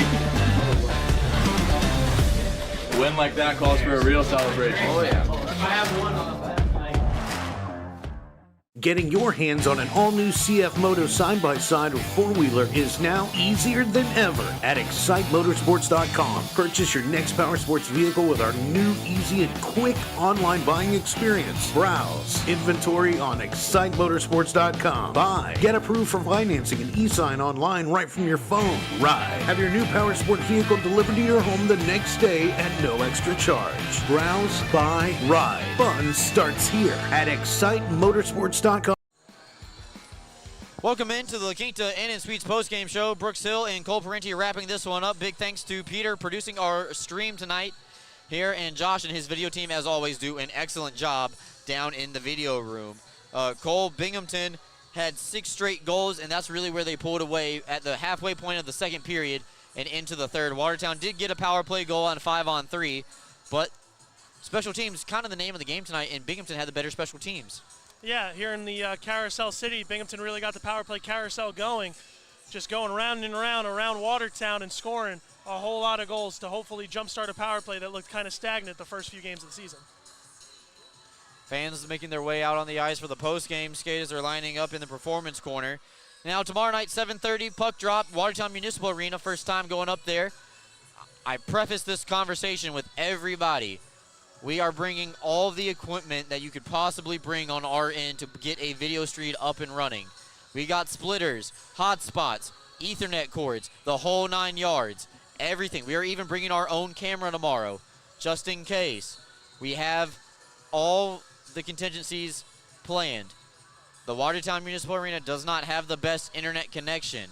If we can get a quality feed up, we will produce it. We have a contingency plan in store. Be on the lookout on Black Bear's social media for info on that.